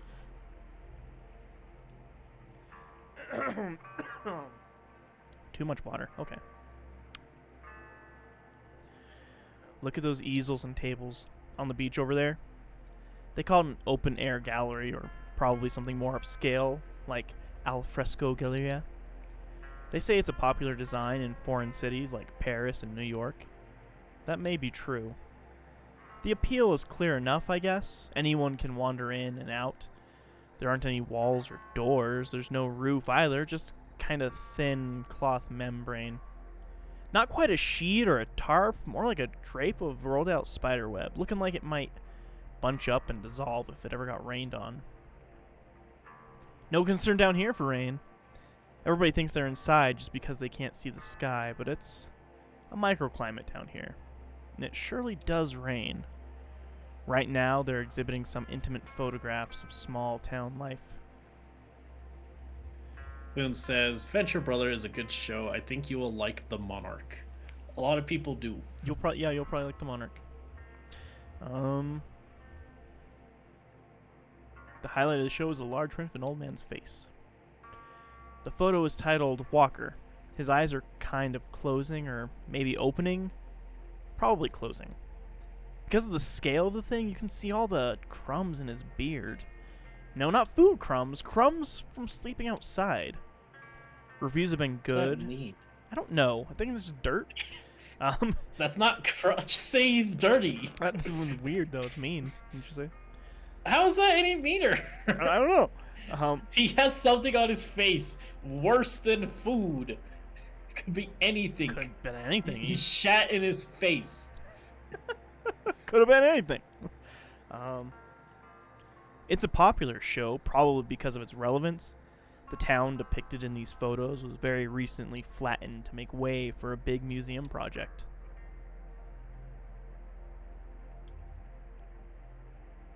Took a nap. I don't feel like spending 25 minutes on another island. Act 4, Scene 6. The Mucky Mammoth. Mucky Mammoth. Ah. Hey, just a quick one here. I'm on a shore to do some mushroom hunting. This is the line is my favorite spot, and I figure we're already running late. What's one more unscheduled stop? I just need to find Will and get him up here to keep an eye on things. You know, I bet he's asleep. Could you run down and wake him up for me? Bunks are down on lower level, right next to the map room. Thanks.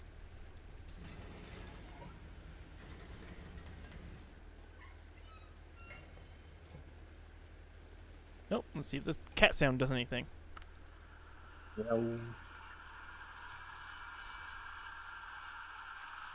I don't think that's a cat purring. It doesn't seem like a cat purring. Seems like a demon. I think the elephant, the mammoth's haunted. I think so. Kind of creepy. Well, let's see how far it goes. Keep going, Mammoth.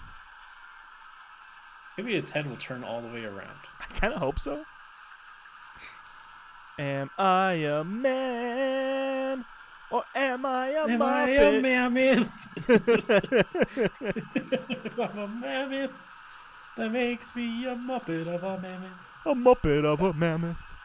That song actually does go. Yeah. Alright, I think that's enough of that.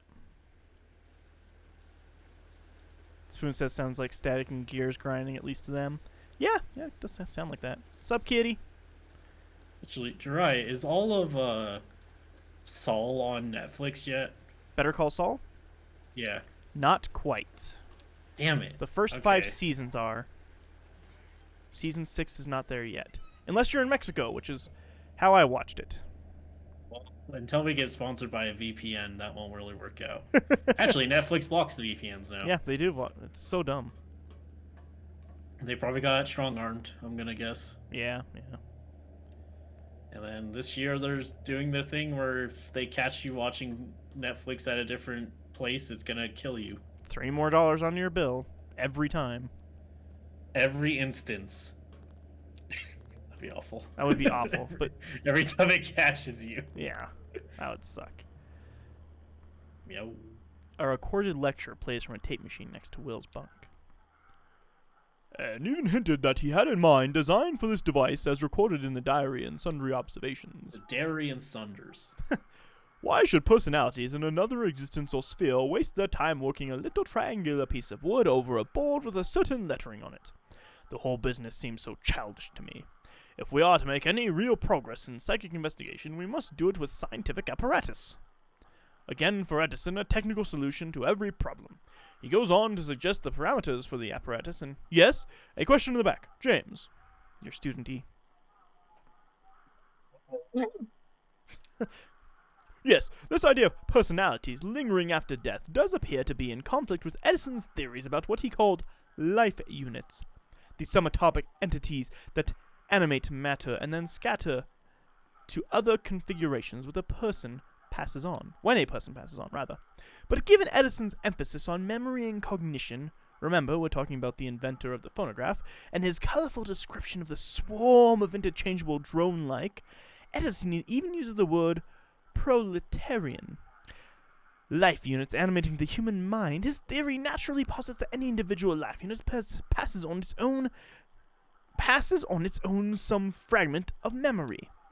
So, according to Edison, when life units recombine, say, a soldier into, say, a flower, we may be able, using some apparatus, to coax out from the flower memories of war. The tape stops. I lost the voice twice there. I'm really glad you had me be the student, you know? Me too. I think it really added a lot to that, yeah. Will wakes up. Well, hello, small man. You caught me in my pre-dawn nap. I try to sleep in little nibbles when I can. Sleep in? I tried to sleep in little nibbles when I can. Yeah, I guess it does like say he's that. saying he takes naps. Yeah. It maximizes my time in the threshold states. What? Jesse!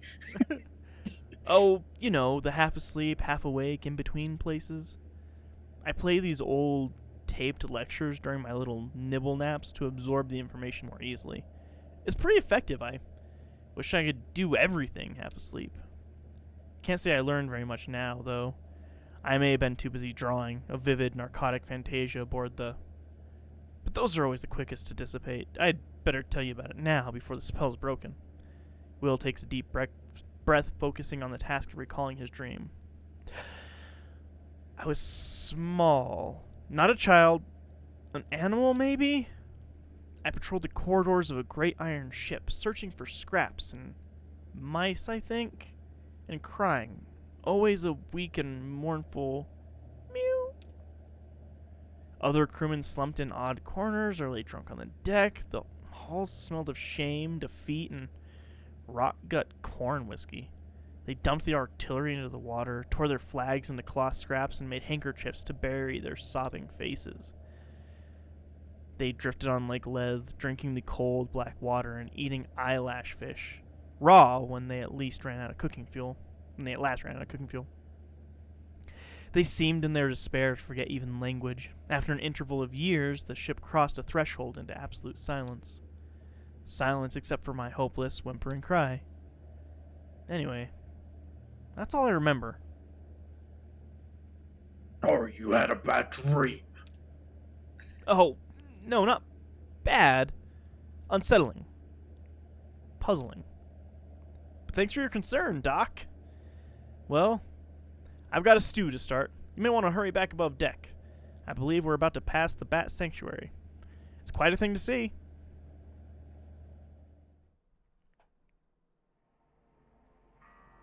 What if one always was like skips it and the other always is like a long thing? Maybe. That would be interesting. So sorry if that came up on mic. That was gross. It did. That was very gross. Gonna take some water here. Yeah, that's fine. I wonder if I'll actually manage to get to Better Call Saul at any point, just because of all the length I have to wait. It's super different, so I don't even know if you're gonna like it, honestly. You never know.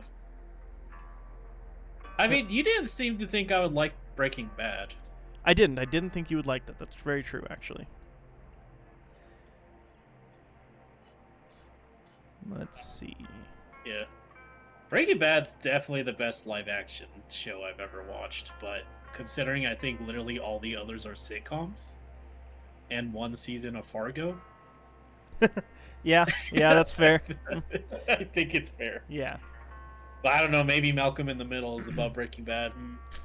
Better go watch them both back to back again, see which one. I better do it. Yeah. Oh, they share the same actor. No wonder I like both. Both have Bryan Cranston, you're right. Alright. Kate came back from her mushroom hunting excursion with a small basket full of oddly colored caps and stems. No doubt delicious to a morsel. Of course, she intended to use many of them in her medical practice, to ease the pain, nausea, and anxiety of pregnant women. But I can usually rely on my charms to snare a bite or two.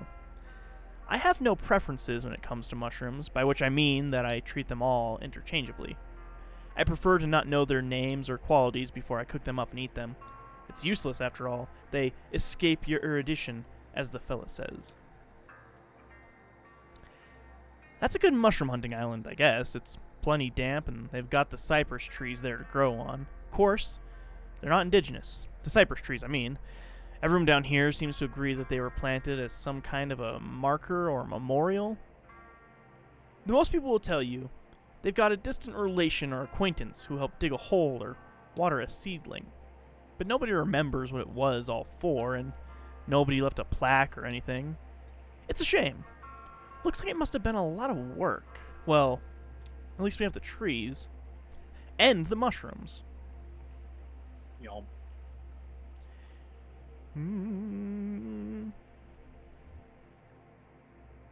Which one, E? I'll let you choose.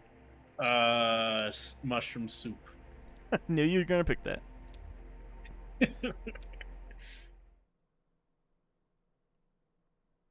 I find fun in the mundane, okay? Act 4, Scene 7. The muck. Cometh. Mucky of a mammoth. Just keep adding to this Yeah. stupid. Had a few of these really big caps with the slimy gills. I shouldn't say slimy. Moist. The lady in the video called for portobello, but I prefer never to know a mushroom by name. Oh, is this a breakfast stew? It will be, but not today. The stew's for tomorrow.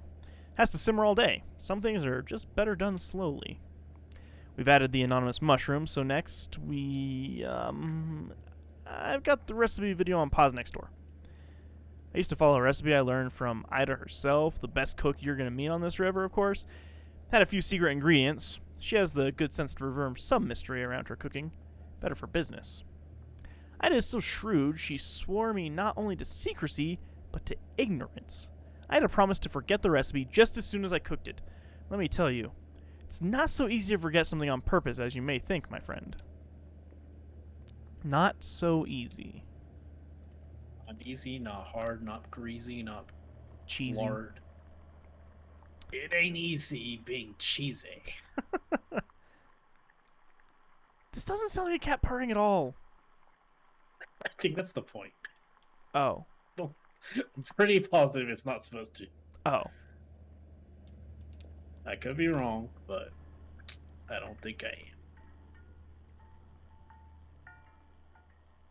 Is there a dead person up there? Oh, wait, is that blue? That's blue. I thought someone was dying up there. Am I a man? Or am I a Muppet? Am I? Crushed tomatoes, salsa, or even a little ketchup. Here's the thing. Nobody has to know. Throw in some more of that spice blend we threw together earlier. Stir all that up and crack a beer, baby. You'll be here for a while. What's she saying to do? Let's try to make this stew right now.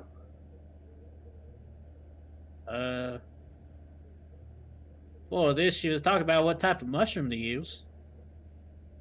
Don't tell me. Will says this man wants to know their names. Maybe I can help figure it out. I got kind of sucked into this program. It just says the mushrooms are the important part. I think so. I think that's what you need in a mushroom soup. Yeah. What's the difference between soup and stew? Is one uses broth and one doesn't or something? Stew takes a lot longer to cook, honestly. Stew, usually has, a bone broth or very specific beef broth that it'll go with. And it's much heartier, really large chunks. Whereas a soup relies more on, it being kind of noodly and kind of drinkable. Whereas a stew is, kind of thick. It's almost sloppy. As the Foon says, stew should have a thickening agent in it. It's true. Stew's a bit thick. Flour. No, probably some cornstarch, like a cornstarch slurry, I would say. Corn dogs, got it. Yep, there are some corn dogs in that stew. Mm-mm. And even that wasn't enough to convince her. So I trained rigorously in the art of forgetting, studying for months under a master amnesiac. Finally, I learned to forget so quickly and accurately that I was able to convince Ida to share with me the most obscure secrets of her kitchen. As a demonstration of my trustworthiness, I forgot the names of my own parents, right there in front of her. Every time I wanted to cook this legendary stew, I'd call Ida up on the telephone and ask her for a quick, temporary reminder. Here on the boat, we haven't got a phone line, so I have to see out culinary wisdom on the videotapes of cooking shows. So, back to the matter at hand. Next, we...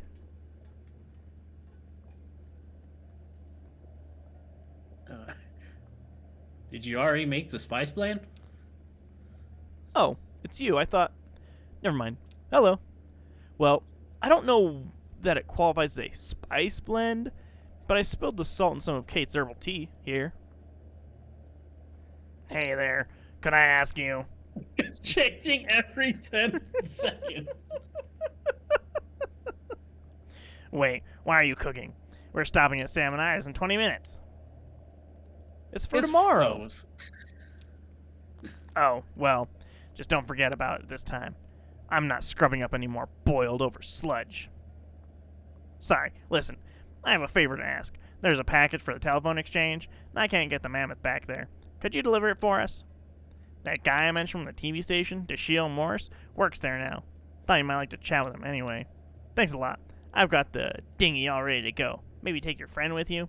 One of you can man the outboard motor, and the other can aim the flashlight. It's dark. Zafun says, or you can cheat and use gravy. That's very true. You could do that. Any Act stew? 4, Scene 8. Huh? I feel like that wouldn't work for any stew. Not every stew, but most stews are a brown sauce kind of stew, so... You. You've had stew. You've had my stew. Yeah, once. And you better have thought it was delicious. I would have to remember which one it was. Wow. I eat so many things, all right? You make too Heartbroken. much good food. It's hard to remember. Oh, yeah. Butter me up. I see. Yeah, like a stew. Yeah, there's butter and stew. Thanks again for your help. This is about as far as the tugboat can go. I No, we know chose not to noise and lights disturb the bats. So, you'll pass through the bat sanctuary, which is really nice, by the way. Be sure to check out all the plaques and stuff from cool bat facts. Plenty of time. Anyway, the Echo River Central Exchange, or, Consolidated Auxiliary Switch number 30. They changed the name when the power company took over. Anyway, it's just on the other side of the bat sanctuary. This package is going to Poppy. She's an operator. The operator. We'll meet you on the other side at Salmon Isles for our scheduled early breakfast stop. Just follow the river. Can't miss it. Oh, I almost forgot. You may or may not be interested. There's this kind of weird memorial sculpture on your way in, just before the bat sanctuary. I always recommend people at least stop and take a look at it. It's really sort of, I don't know how to say it. You should check it out. Okay, bye.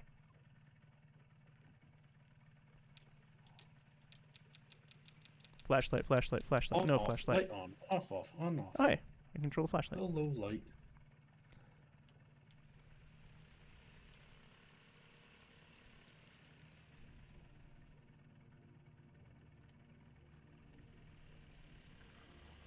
Weird.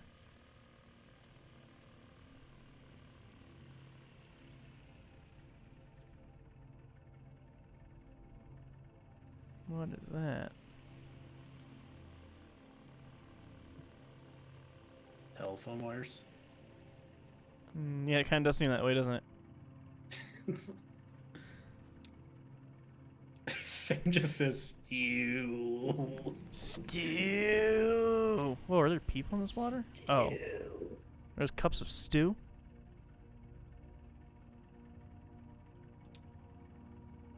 The stew? We claim these helmets in the names of the folks who wore them, and we place them here in their memory.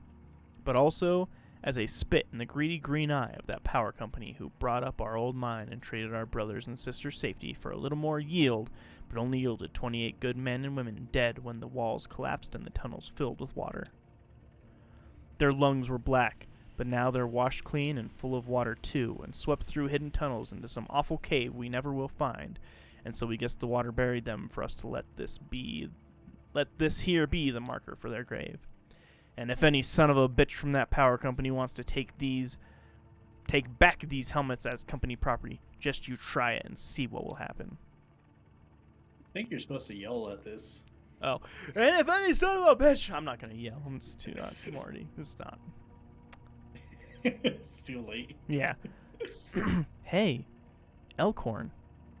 That's the mine we met in, where your folks worked. Looks like it's been here a while. I sure as hell wouldn't mess with it. You think whoever wrote it is still that angry?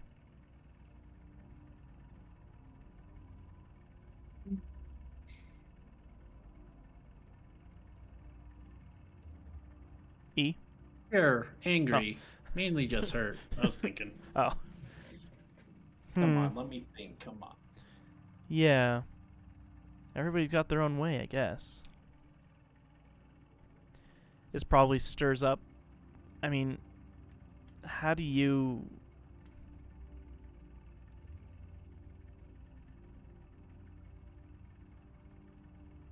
It's fine. I'm glad it's here. People should remember this happened. Well, here we are. Remembering. And I didn't even know it the first time around, but here I am remembering it now. That's a fine memorial, I guess.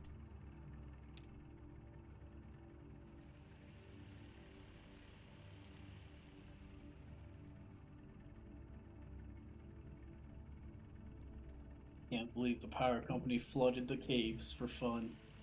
Just for fun. Didn't even get anything out of it. They lost money doing it. Yeah.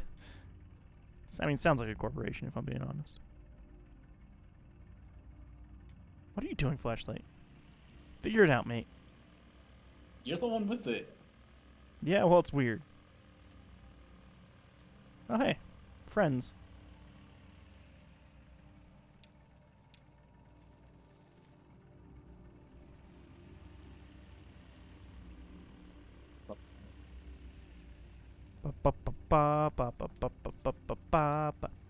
What? You're looking at me like I'm crazy. You feeling okay? Oh, sure. It doesn't hurt anymore, my leg. It's just kind of numb.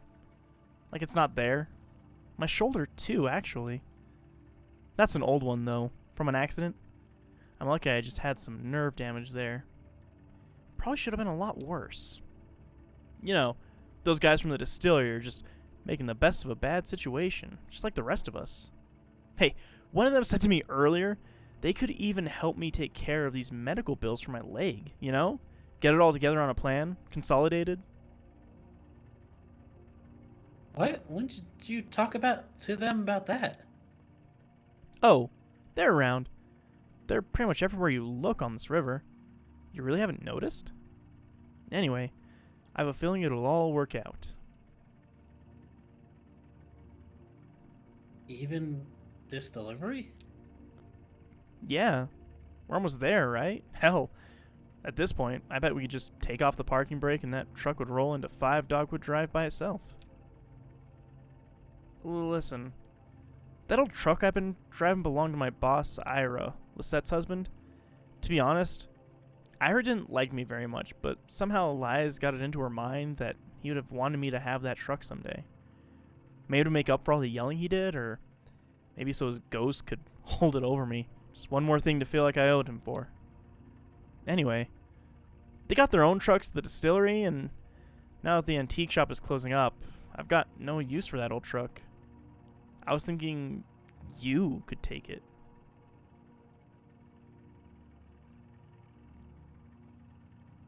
That's very generous, but I don't need a truck. You could drive it around while you figure out what's next. Hell, you could sleep in it if you need to. It's big enough. Well, just think about it. Anyway, you'd be doing me a favor, you know? One less thing to deal with.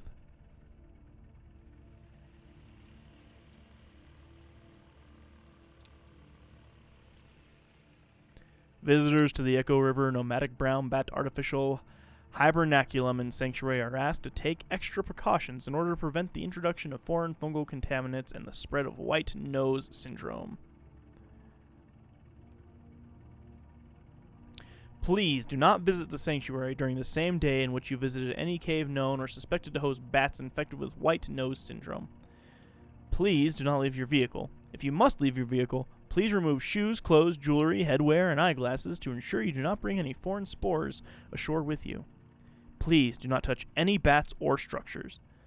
The nomadic brown bat is confused by light. If you are using a lantern or other artificial light source, be aware that it may attract and confuse bats. If you are approached by bats, do not panic. Relax, stop your vehicle, and switch off your light. Never touch a bat. Safun saying put a mattress in the back. I could live in a truck, I bet, as long as it had good Wi-Fi. Think trucks do. You could make it have good Wi-Fi, probably.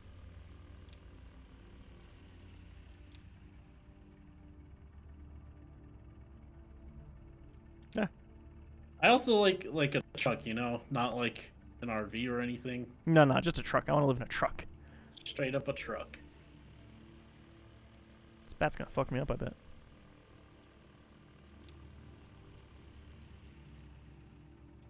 But I don't go forward unless the light's on, so.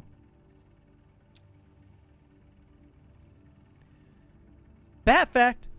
Ever talk with your mouth full? Bats do it all the time. Bats talk in extremely high frequency clicks, too high for humans to hear. Then they use their powerful ears to scan for echoes of these ultrasonic clicks by comparing very subtle differences in time these echoes take to come back. Differences of just millionths of a second, bats are able to picture their environment with enough accuracy to catch a flying insect. Once a bat has caught an insect in its mouth, it's still flying, and so it still needs to avoid running into anything. So bats keep clicking away, even while they munch on a tasty bug snack. It may be poor table manners, but it's a crucial for surviving in the dark. I wonder how the other bats know whether one of them is really talking or just chasing a bug. I think when they're actually communicating, it sounds more like singing. I'd like to hear that. It's like that. Just like that. That's how I remember bats sounding.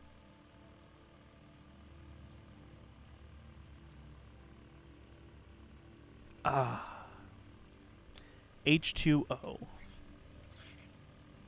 2. Bat sound intensify. Turn off light. Damn. It's really dark down here.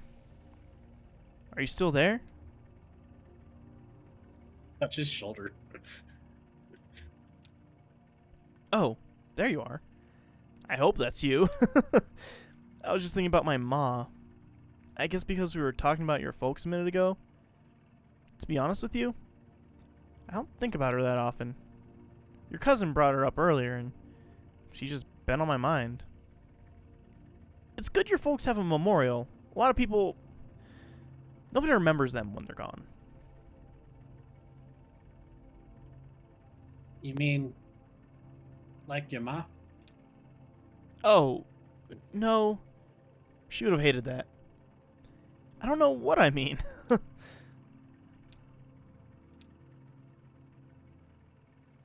Bat fact. You got this one, E?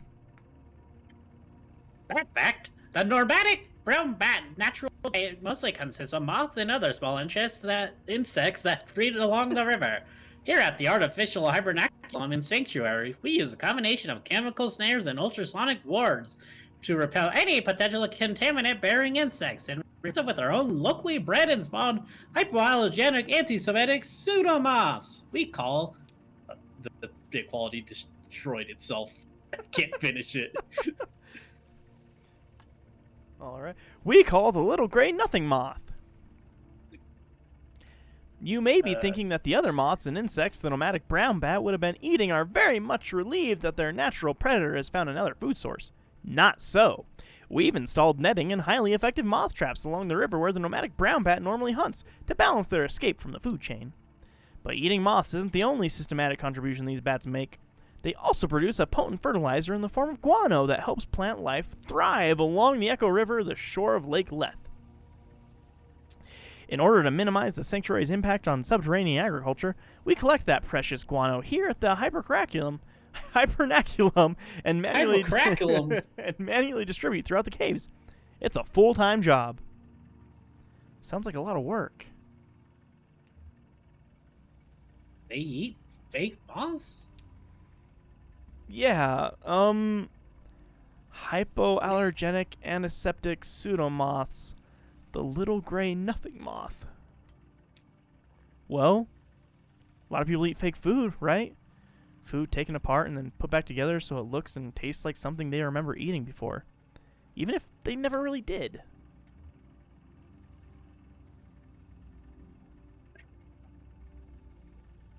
Right.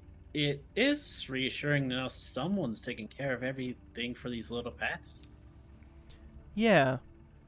Who's gonna build the people hibernaculum? Maybe we'll build it ourselves. Maybe we already did. Like the folks in the mine. You said they used to buy stuff. Fans, canaries, all those little trinkets to make it bearable. That's still a lot of stuff down there. It feels cluttered. But human? I just mean, all people need is enough to pretend we're home. And we can make it anywhere.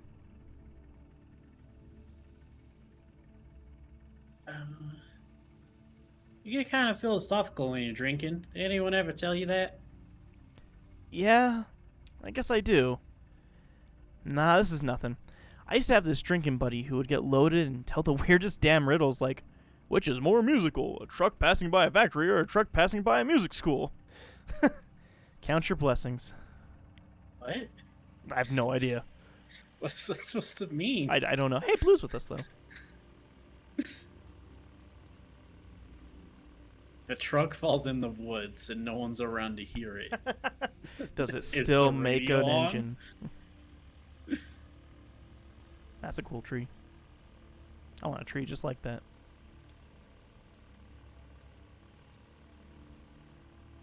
Could probably get one. Probably, actually, yeah. I think you're legally allowed to.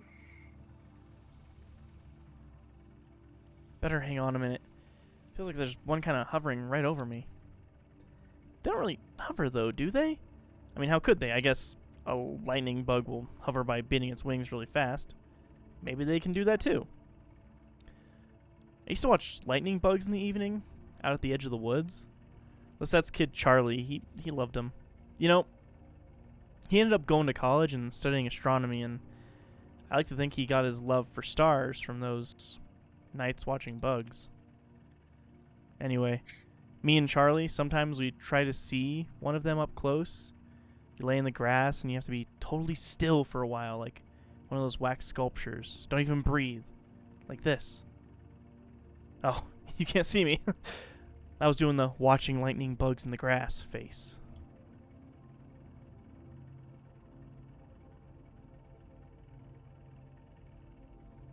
I think I can imagine it.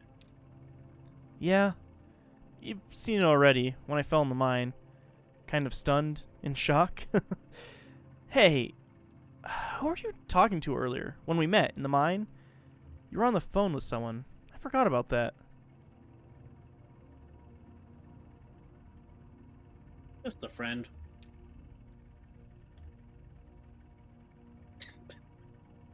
I don't know if one of these is just straight up lying or what. I don't know. Alejandra?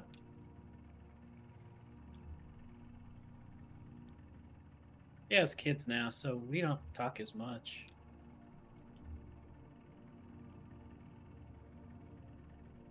I was just fending on the phone about my landlord situation.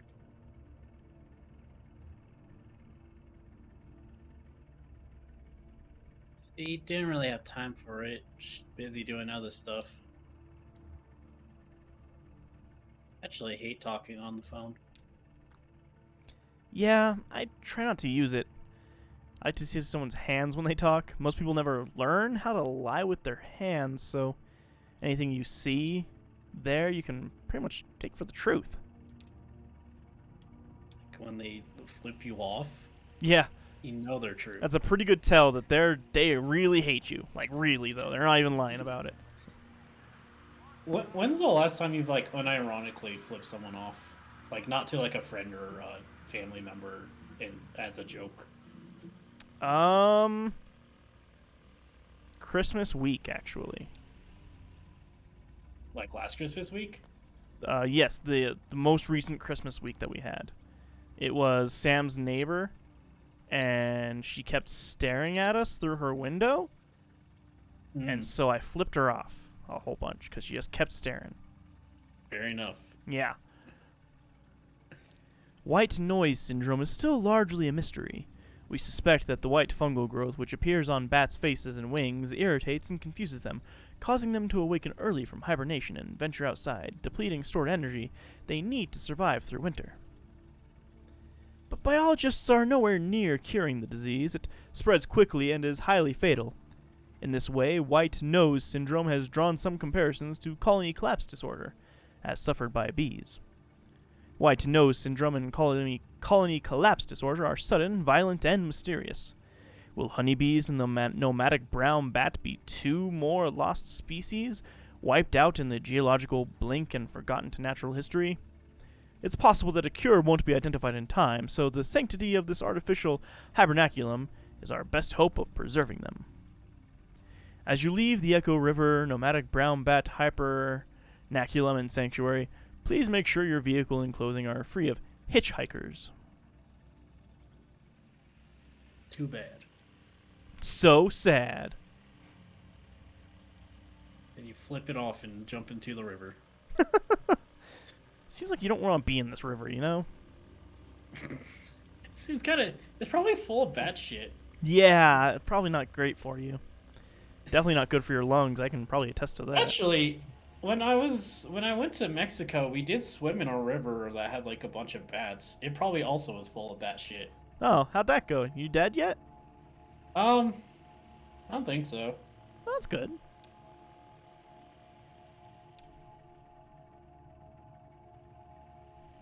This is metaphorical for the river of the Styx. Honestly, There's a maybe. stick in your boat. Ooh, it's like an eyeball. That's cool. So it's definitely not the river of the Styx. River of Styx? It's just river Styx, yeah. Yeah. That was a cool shot. It was like an eyeball. It was really cool. No, it was a flashlight. What Thank is this you. perspective? I don't know. Like, it actually looks like you're shining a flashlight behind him. Yeah, it was weird. Where am I? Where are we? It's a small world After all.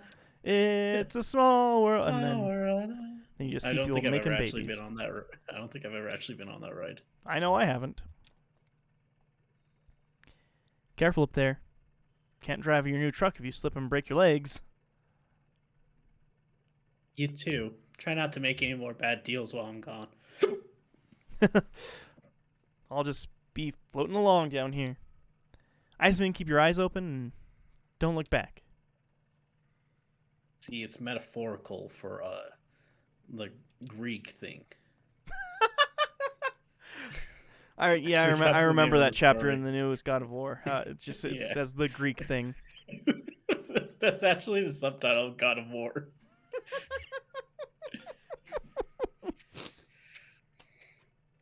All right, I'll be Dashiel. Could be bypassed with another capacitor at 100 nanofarads to reduce noise. Are you Dashiel Moss? Him? I mean, me? Yes, I'm him. Sorry, I've been hacking on this thing all night. My thoughts are starting to come in alternating currents. We don't install this type of phone for customs anymore, but there are quite a few of them still in circulation. Anyway, the new system doesn't source enough current to ring these old bells, so I'm trying to come up with workaround. Maybe a little box the customer could attach right before the wall jack.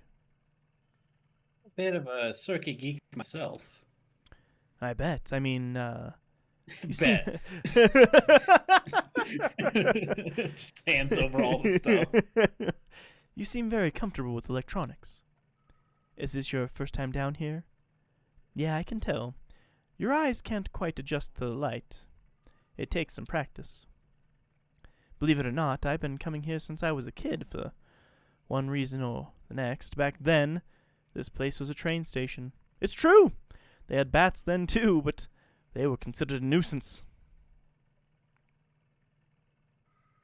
What did you come here for as a kid? I usually came here with my grandmother. We took the train out to the town she lived in, or in other direction back to my parents' home. In my memories, it was always cold. Winter, I guess. Sometimes now I walk along the tunnel, run my hand along these wet stone walls, and close my eyes. Ringing footsteps and the drip, drip, drip of grimy stalactites. Well, the river shifted and this place slowly filled with water, carrying the trains away with the current. It does that to the river, and I don't begrudge it. It's a good reminder that everything we have is borrowed, even trains. Eventually, someone at the Bureau of Reclaimed Spaces heard this place was still empty, so they moved the phone company in here. I returned here as a young lineman, a skill I picked up in wartime, running telephone wires behind enemy lines. We used trees instead of poles, of course. I missed that, actually. They were easier to climb. Just as well, I'm in no shape to be climbing anything these days. The closest I get is patching up the wiring in the crystal room for the WEVP folks. WEVP is a TV station, right? Kate says you're the only one who can tell me where it is. Oh, maybe they should print some maps. It's not really supposed to be a secret, but it's... Is Conway leaving? I think so, man. What the fuck? Yeah. But it's not common knowledge either. That must be why they're always short-staffed. Listen, miss, if you're interested in WEVP, you should go talk to them directly. They're always looking for volunteers. They take the ferry to the silo. There's a mail stop there. They don't have a sign or anything. Just ask around. I guess I'll get back to this damn old ringer. Poppy's just a little further down if you're dropping off that package. Nice chatting with you. He's totally gonna leave. Black, like what's on my tongue? Abel and Eloise, the lovers' couriers. Bred for racing, Abel and Eloise spent most of their lives as carrier pigeons in the employ of the Echo River Avian Post. They retired here after Abel was disfigured in an accident with a light aircraft. But old habits were hard to die. Abel and Eloise would pick up scraps of paper from the ground, the trash, even pull them out of pockets and deliver them to other people nearby, to delight or embarrassment. Word spread, and travelers passing through this tunnel began to come prepared with love letters, poems, and other written desires to pass along indirectly through these pigeons. After a hard day's work, Abel and Eloise would always be found nestled closely together in a disused newspaper stand set aside for their habitation, and that's where we left them. Man. And we could still be here making mushroom stew. I found Poppy.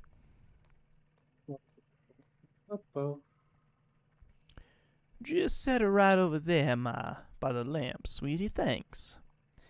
Actually, just a minute. Who's that parcel claim to be from? That's weird. There's no label on it. Well, if you're lucky, it's chocolates from a secret admirer and not a snake from an assassin. So, who are you? Do you work for the post office or the tugboat? I only ask because I haven't seen you before. Was that you I heard chatting down the hall? I'm just doing Kate a favor, dropping off this package. Kate! I love Kate! She helped deliver both my nieces in one hospital and one at the base of a mossy, moonlit oak. It was beautiful. I love Kate.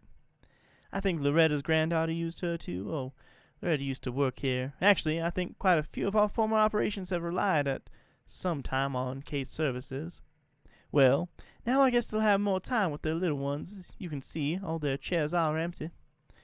Wasn't always like this. When I came to work at the Echo River Central Exchange, there were 12 of us.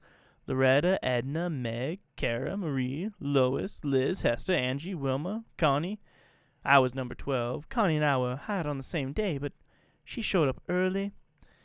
Murray finished college, and Hester was fired for snapping at a rude caller, but he had it coming, and I hear she did just fine on her own. So they hired Beryl, Jana, Sachiko, and which brought us up to 13, and that was as many operators as we ever had here at one time.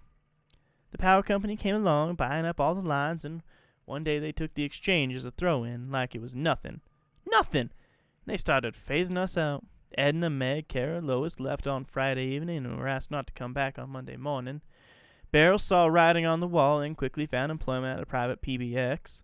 They had Jana and Liz stop routing calls and write up some kind of best practices document instead. It was their final task as exchange employees.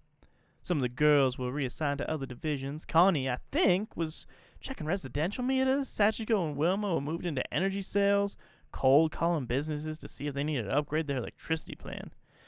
At least they were still on the phone. Then it was just Loretta, Angie, and me. We were swamped, the hours were hell, and hot on the throat. The voice with a smile became a croak. I was gargling warm salt water in the break room, sipping from a thermos full of hot honey broth stashed under my chair. Oh, I brought a lot of extended technique to the switchboard in those days. Like a company. Sounded pretty good to me.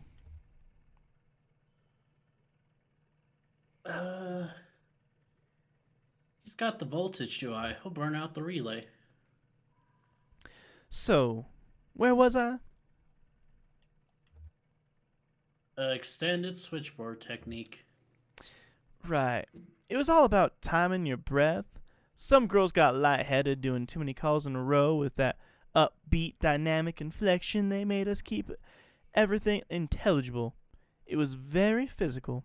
So after a few months, it was just me, and a new automation strategy was announced, and this place was rechristened Consolidated Auxiliary Switch number 30.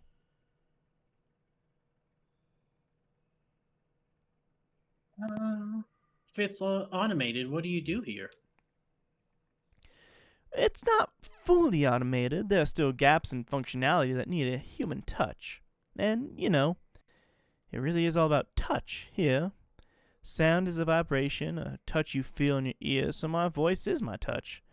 When we're talking, we're touching. Even on the phone, that's an electric touch, an intimate little neck shock that makes your tiny hairs tremble. It didn't say neck in there at all, but whatever. But that's not even what I mean. When I say it's all about touch here, when the power company first touching your neck. tried automating this old exchange with fancy new transistor arrays, the switchboard caught fire. It was just too much, too fast.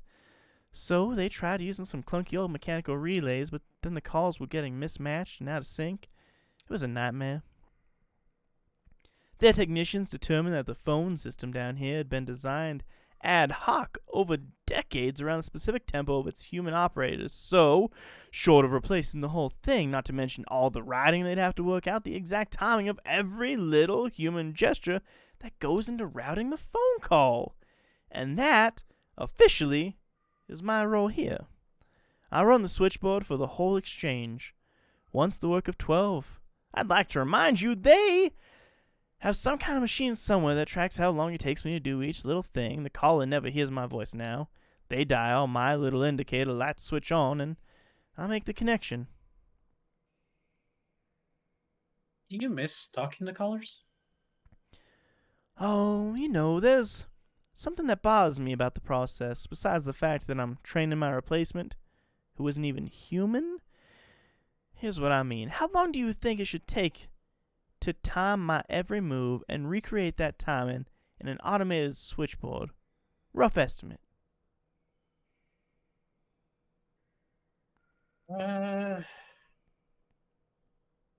Couple days. That's what I said. But this has been going on for over a year. And a very dark thought has started to nag at me.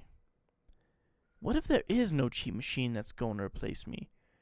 What if it's just cheaper just to keep me here, filling in for the rhythm of the operators? What if I'm the cheap machine? You're not a machine. Nice of you to notice. I'm on the Echo River Central Exchange, and I'll carry a torch for the voice with a smile, but at least I'm keeping some part of it human, right? Even if it's not the best part. Oh, the parcel. Right over there by the lamp is fine. Thanks for dropping that off. Take care. Think of me when you dial 0. Nope. It says, I noticed you didn't debut the cheap part? Oh, defute. Wait, blue. Oh no. Ah, you fucking asshole. Conway's gone. Goddamn skeletons. Goddamn. Dispute.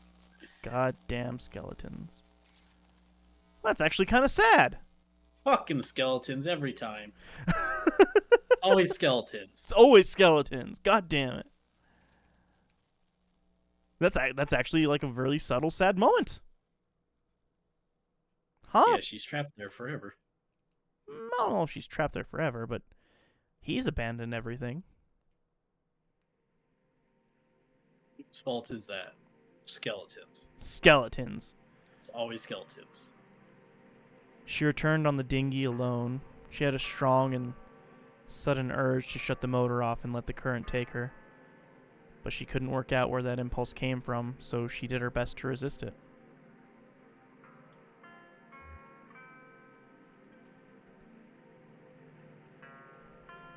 You met a flower salesman on a raft.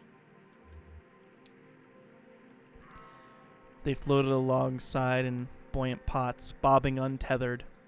He corralled them with a long pole in a stream of small adjustments. He leaned out over the water to get a closer look. He just started work for the day, so his stock was full. He pushed a few bouquets her way. First was a rustic bundle of mums. He suggested it would make an appropriate apology bouquet. Next, a simple mixture of snapdragons made to look wild. She thought it looked eager, and he agreed. Finally, a rustic mass of blue-petaled flowers of many different types. He said it was for a particular kind of person. If it didn't remind her of anyone specific, she'd better move on. He drifted away with the current, pushing his flowers along the raft.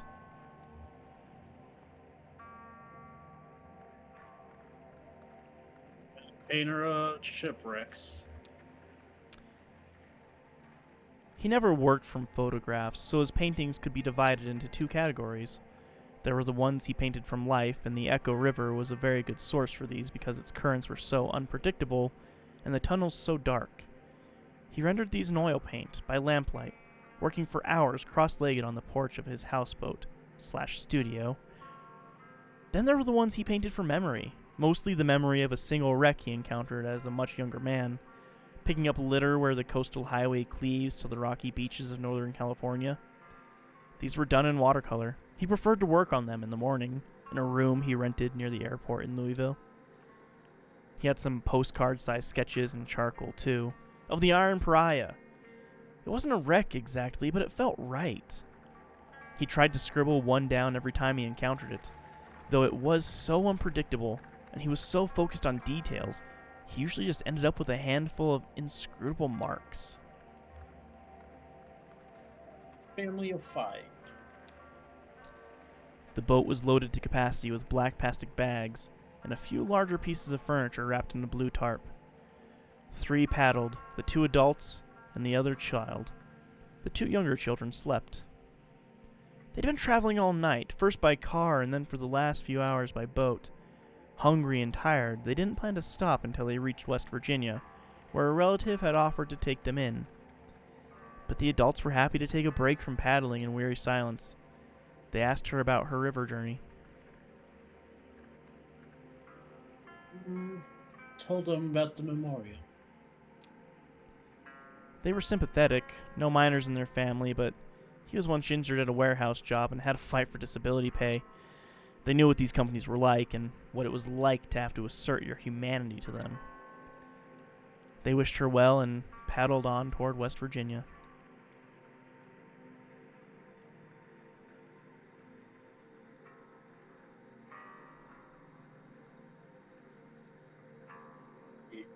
You're all right there? It's not doing anything. Oh. She gave in, shut off the motor, and floated for a while. Then, she knew what she'd been craving.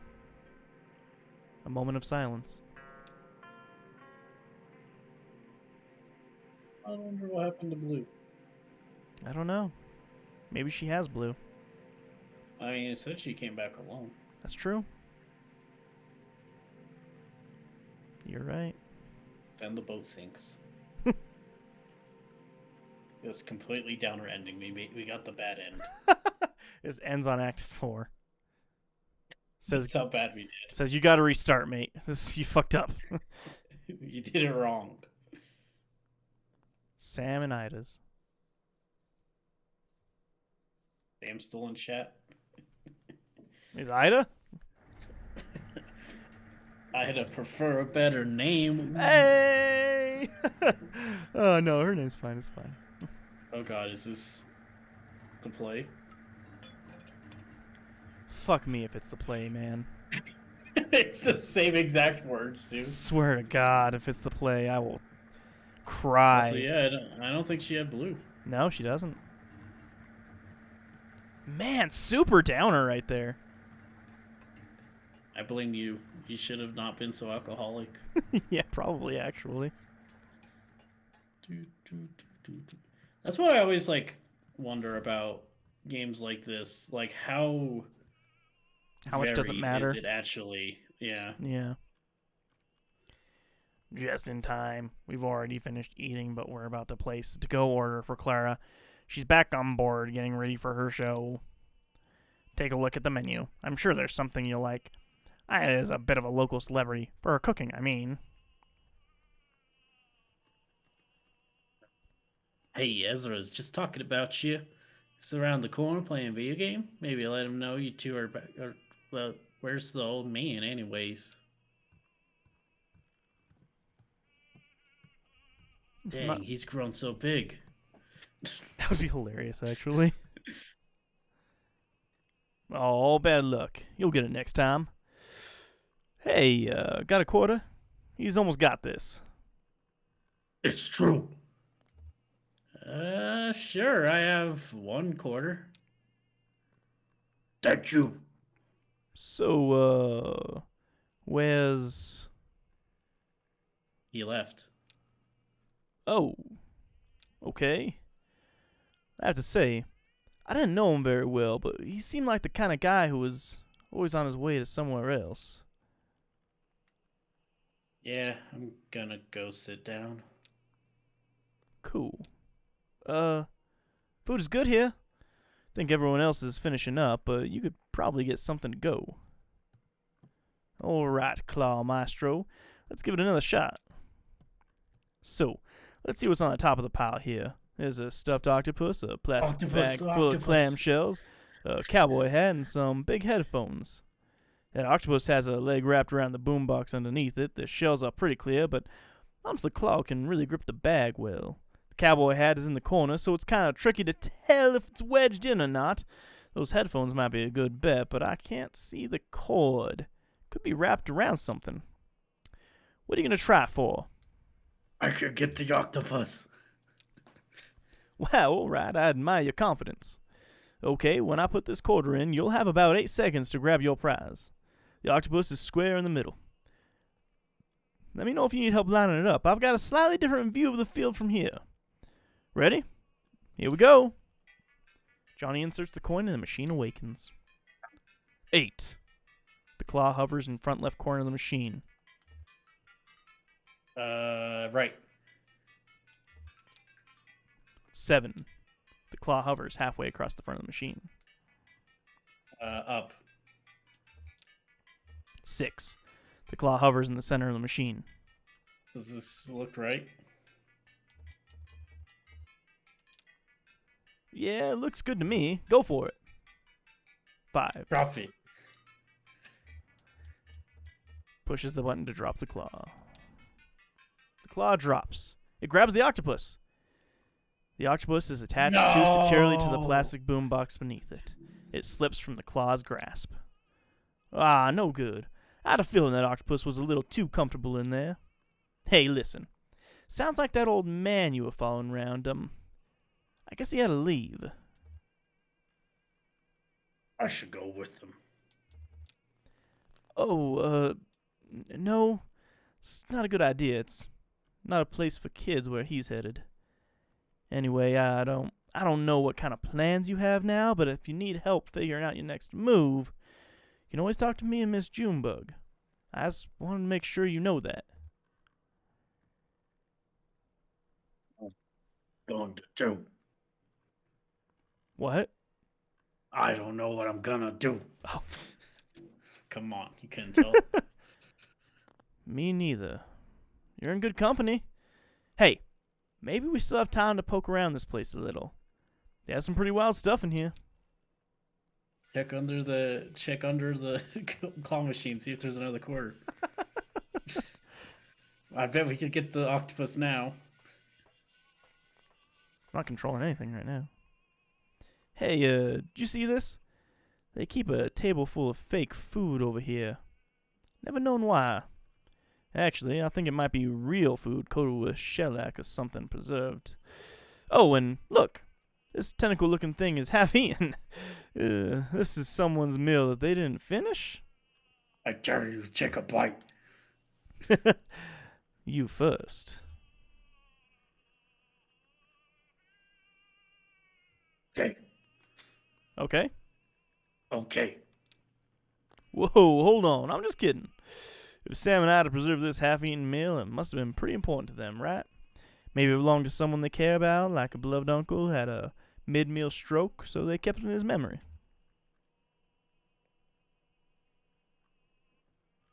Folks left behind a bag of sunflower seeds, but I threw it away. I should have kept it, right? Oh, no, I didn't mean that, kid. You don't need to hang on to every little memento. I'm sure you still remember just fine. You worried about them? Yes, it's where they just disappeared. Yeah, listen. It's okay to be worried. You're doing fine.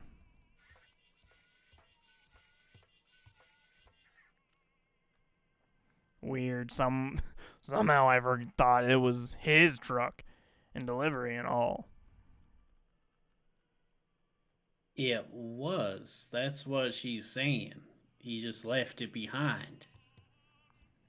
But you're going to deliver it anyway. Why?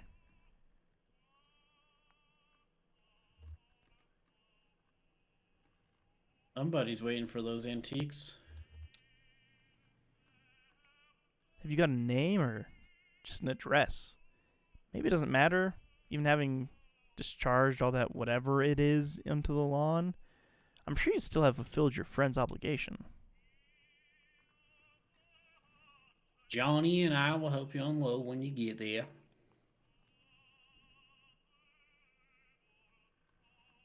Lift with your legs, Cricket. Yes, ma'am.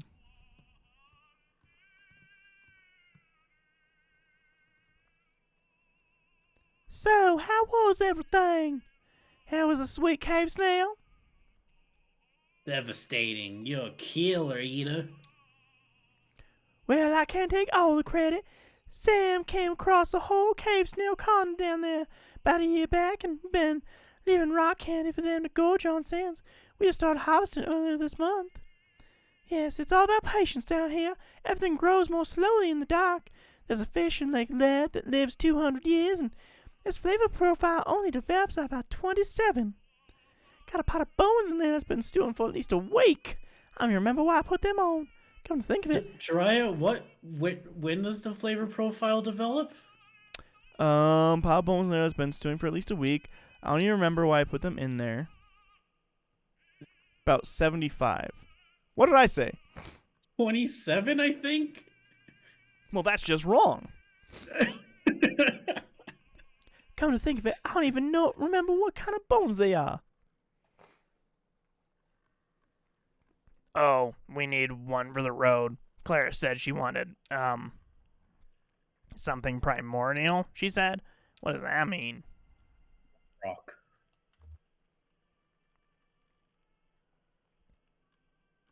I think she meant something from the very deep in the lake. Could be. Here, you pick. I'm no good at this. Shannon inspects the menu.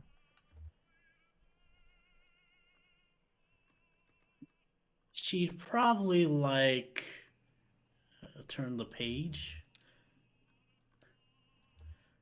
How about turn the page? I think she'd like turn the page.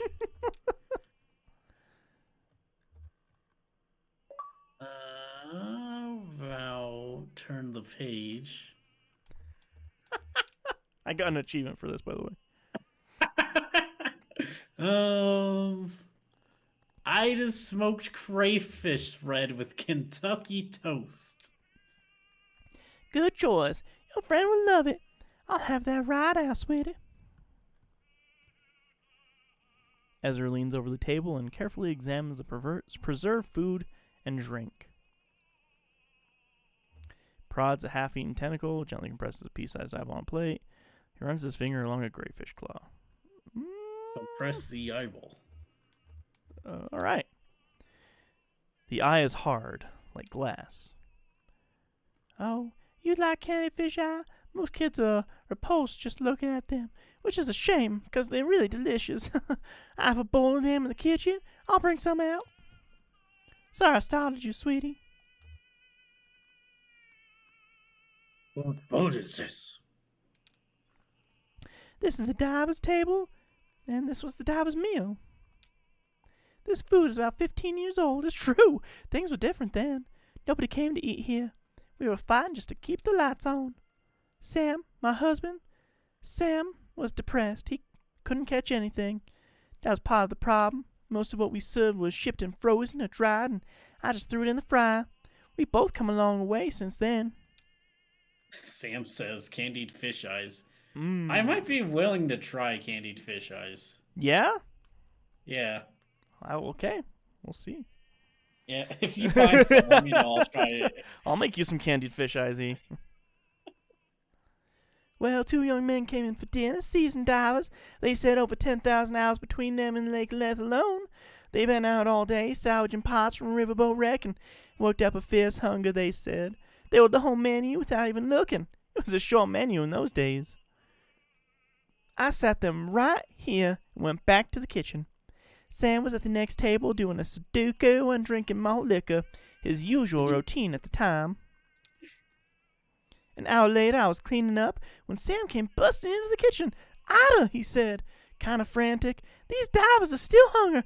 Bring another course." And I said they had already ordered the whole menu.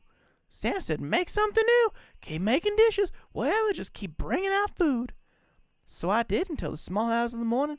I made up so many new dishes that night, I could write a book. It was good, inspired.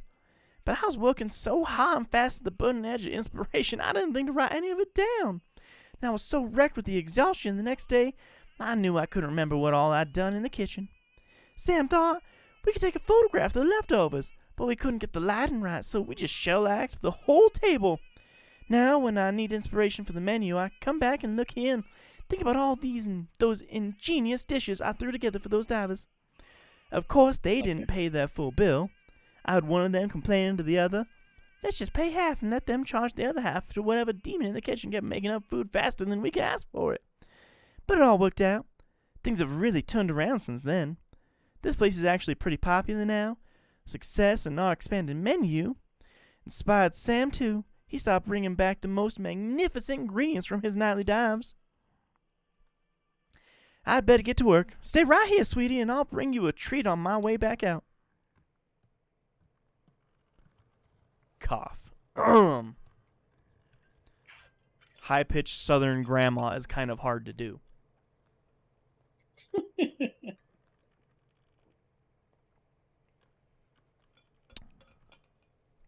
You be Sammy.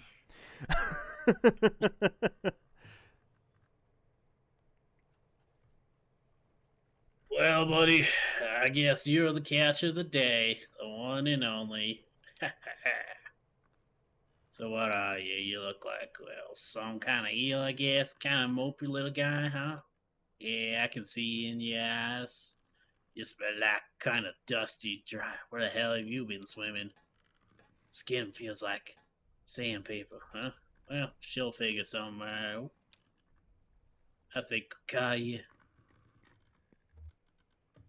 Serpentine Gray Eel. Gonna say it's the only one and only Serpentine Gray Eel. Hope you enjoy your stay. I mean, not too much. You ever seen a creature like me before? You were pretty far down there. Won't be surprised on the first step. There were 2 divers who went before me long ago. Is that before your time? How old are you anyways? I wonder. Hey, here once, back in the bad old days. 2 young guys, could have been brothers maybe. I was up in the corner with my coffee crossword, being able to catch things, so you just fried something from frozen. Well, these guys were hungry enough to eat it and asked for more, and they did as much talking as eating. Like I said, they were divers, and like I said, they might have been brothers. They kind of had a rivalry between them or something.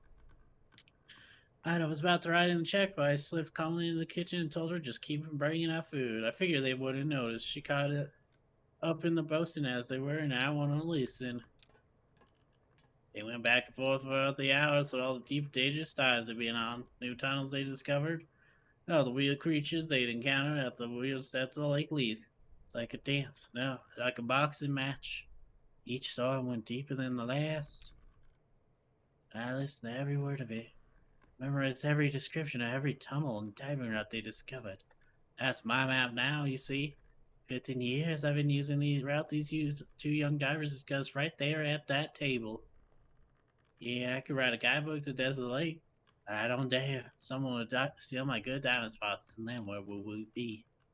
Beekeeper, come over, just try a daily catch, because they know it's unique.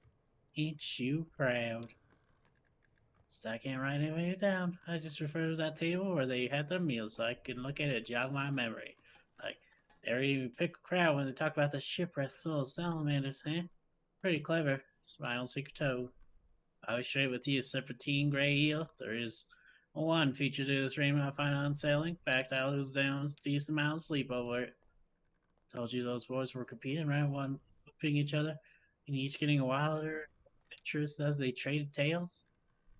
I navigated mostly in the dark then, though, just going by touch and the kind of mental picture I had to construct for the detailed boasts. Every time I explore a new diving spot from those recollections, I have to weigh it against the risk that I'm headed into a dangerous falsehood. One of those men could have felt like a moment like he was losing some ground to his little duel. So he could have slipped in a fake one in there, maybe told a fib about some dive he went on. Calling it a blind shrimp living in a discarded refrigerator. And then when I get there, my dive bill cracks open on the sharp rock where he said the fridge would be. That's the end of saying it. He does. To be honest, that possibility puts the fear and death in me every time I touch water.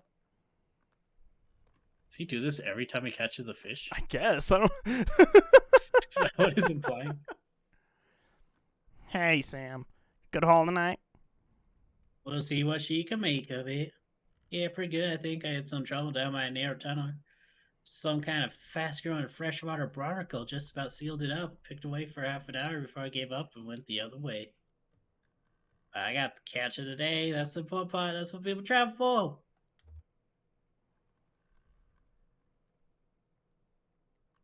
There are a lot of fish in this lake. It seems so quiet. Yeah, there's a fish or two. Not too many. It's not like a surface lake where you got sunlight popping up the food chain.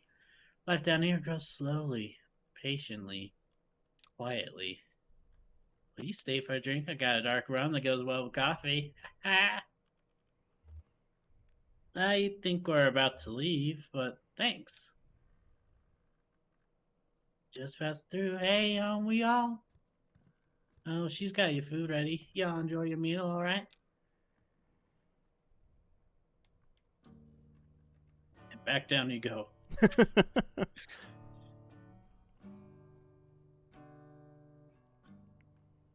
Ooh, this is the song that I have in my playlist. I listen to this song very often, actually. Copyrighted? Probably. But that's the risk we gotta take. You always say that, but like, I mean, like, is it like not from the game? I think it's from the game. Then it's not gonna be a problem.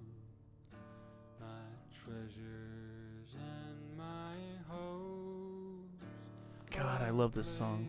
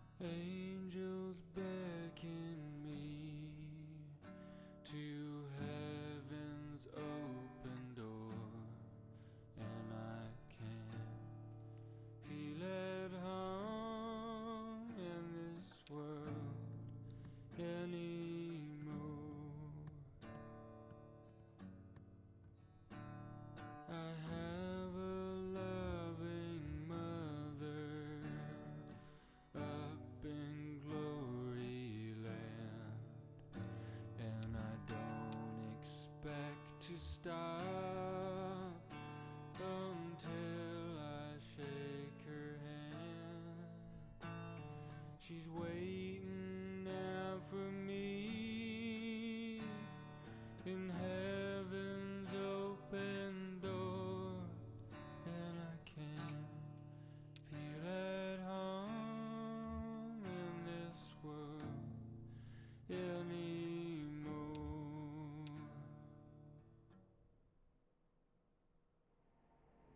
Fuck, I love that song.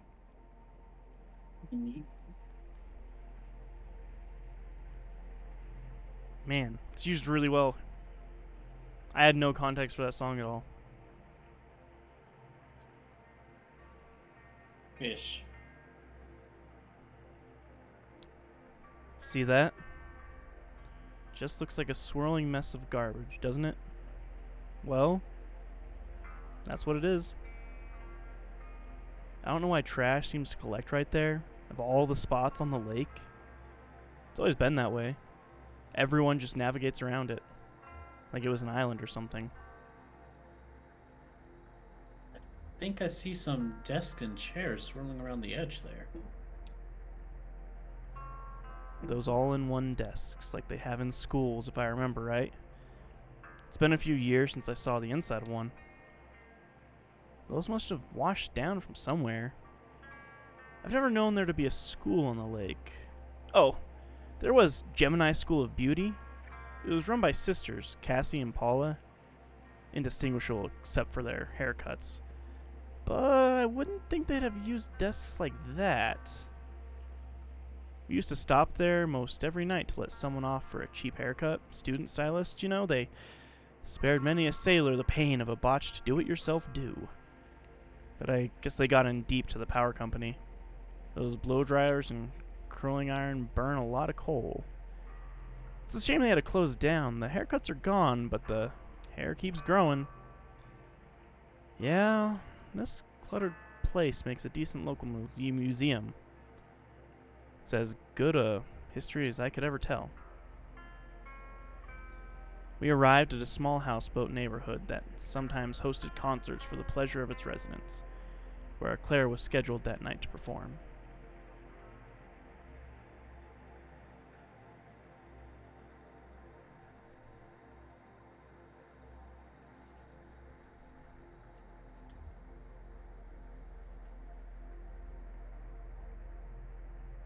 Up to you, E.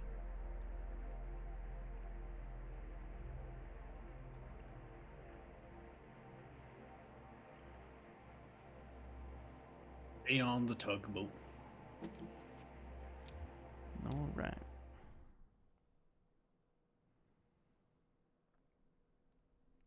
Act 4, Scene 10. What did everybody in chat think of that scene with the music? By the way, I'm interested. I loved it, obviously. Sam said candied fish eyes. that was a little while ago, E.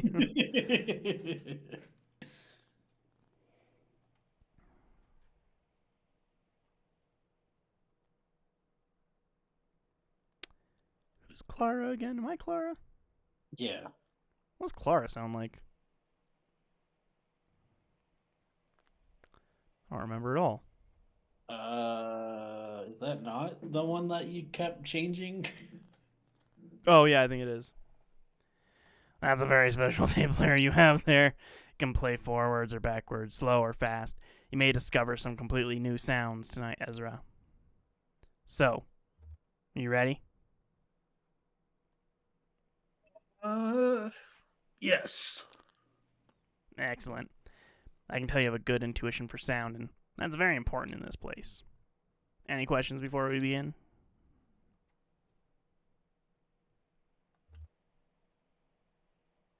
How do I know what to do? Play your tape player. You may play any tape at any speed and volume, even backwards. Just listen to the music and use your intuition. Or it may be better if you try not to listen to the music. This technique is called indeterminacy. The name of your music. Doesn't have a name. Would you like to name it? Okay. Several tapes. Several tapes. Perfect. What will it sound like? There's only one way to find out. All right, let's begin. Stew. He lets the tape play without Oh. What does he do? He Fiddles restlessly with the volume knob. All right. I hope I get to hear this back.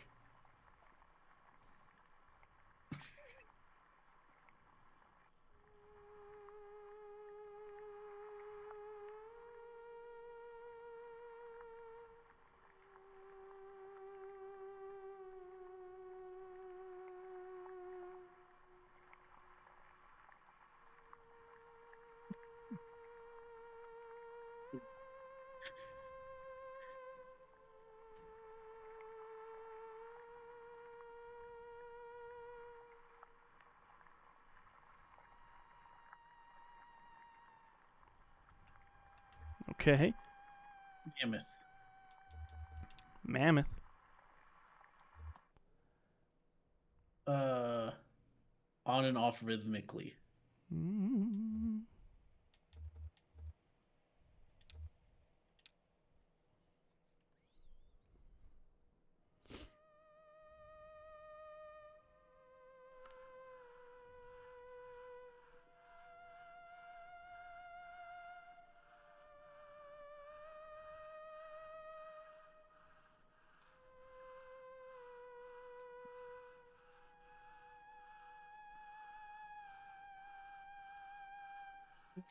This is amazing.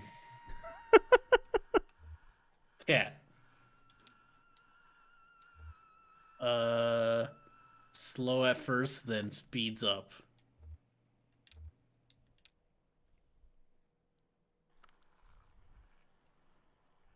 Never have I seen a better performance. He's just playing the same like. Yeah. I don't think I've ever seen a theremin actually played in real life. I don't think I have either. It's like a really interesting instrument. I like it a lot. Just never seen one.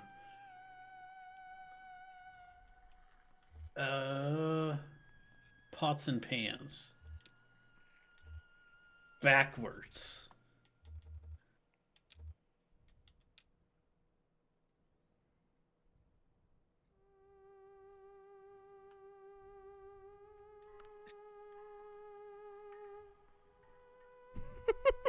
I feel like it's not playing backwards. No. Call it a hunch. I feel like none of these have actually been doing what I've told them to Yeah, do. yeah.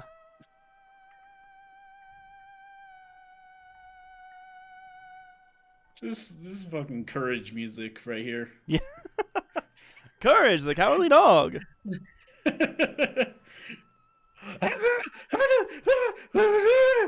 Oh, courage. What are you worried about? I can't do a fucking that voice. I don't think I can even do the old man voice. Stupid dog, you made me look bad. Yeah, there I you go. can't. Like higher. Stupid dog, nope, I can't do it. I can't do it. Sam says played with a theremin in a science museum in OKC, Oklahoma City. I believe so. Was that okay? Oh, I don't think I understand your question. I was just. What, you mimicking him now? I was just pressing buttons, but you're like a determined scientist. A scientist. Oh no. But like a scientist, I experiment. Unlike a scientist, I have no hypothesis. True. Can't be a scientist without one. It's true. I try not to be attached to the outcomes. Does that make sense? My violin teacher used to tell me play like a tourist. Act as though you've never been there before. You're losing your voice. I am losing my voice. I hope you'll continue making tapes, Ezra. I'm sure there are many more people who would enjoy listening to them on this river and elsewhere.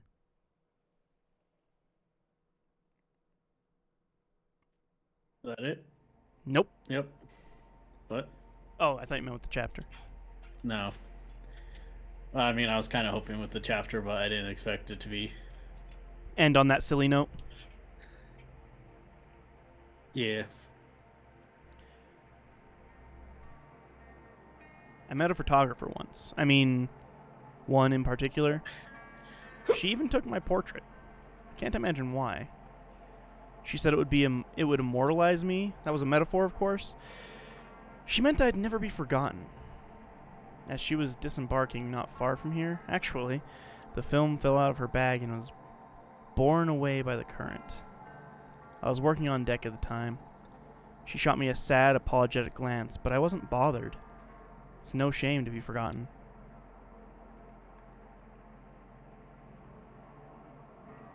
I was just sad because film's expensive. Yeah. Our passengers, 2 lighter, disembarked at the mail stop by the silo. They couldn't seem to get that old truck started up again. but we managed to roll it off the barge with only a minor scrape or two. At the last minute, Clara decided to travel with them for a while. Kate and I said goodbye to our friends, new and old, and the mucky mammoth rumbled on down the echo. Down the echo. On the echo train. Act 4, Scene 12. This has got to be the last scene. It's Sure. gotta. Silo of late reflections. Silo of grain. Grain of the late Lura silo. Car. Hey, we got a cat now. 2 cats. Salt and pepper. Salt and pepper, salt and pepper here. What's this place like? Dogwood Drive. It's in a small town, or... Yeah, I really don't know. Kind of manifests the old man his truck had here. Lysets Antiques, mail order delivery, no return address, shipping address 5 Dogwood Drive, packing list. And then it's just number, I guess the inventory number of the antiques he was supposed to be delivering. Anyway, I'm glad you come with us. Yes, I'm always eager to see more of the country, and I enjoy the company. I'll have to find a bus or a train to get to Nashville by evening. Well, they have buses everywhere, right? Well, hey, I could drive you to Nashville. Seems I have a truck now. Only, we're gonna get off these stairs. That's quite a staircase. Is this something we could do with rope? Sure, I can think of. Oh wait, sure, I can think of a few things. Nothing got a truck out of the staircase though. This is a Foon reminding us the cat's name. Meow and Meow. Oh, yeah, good.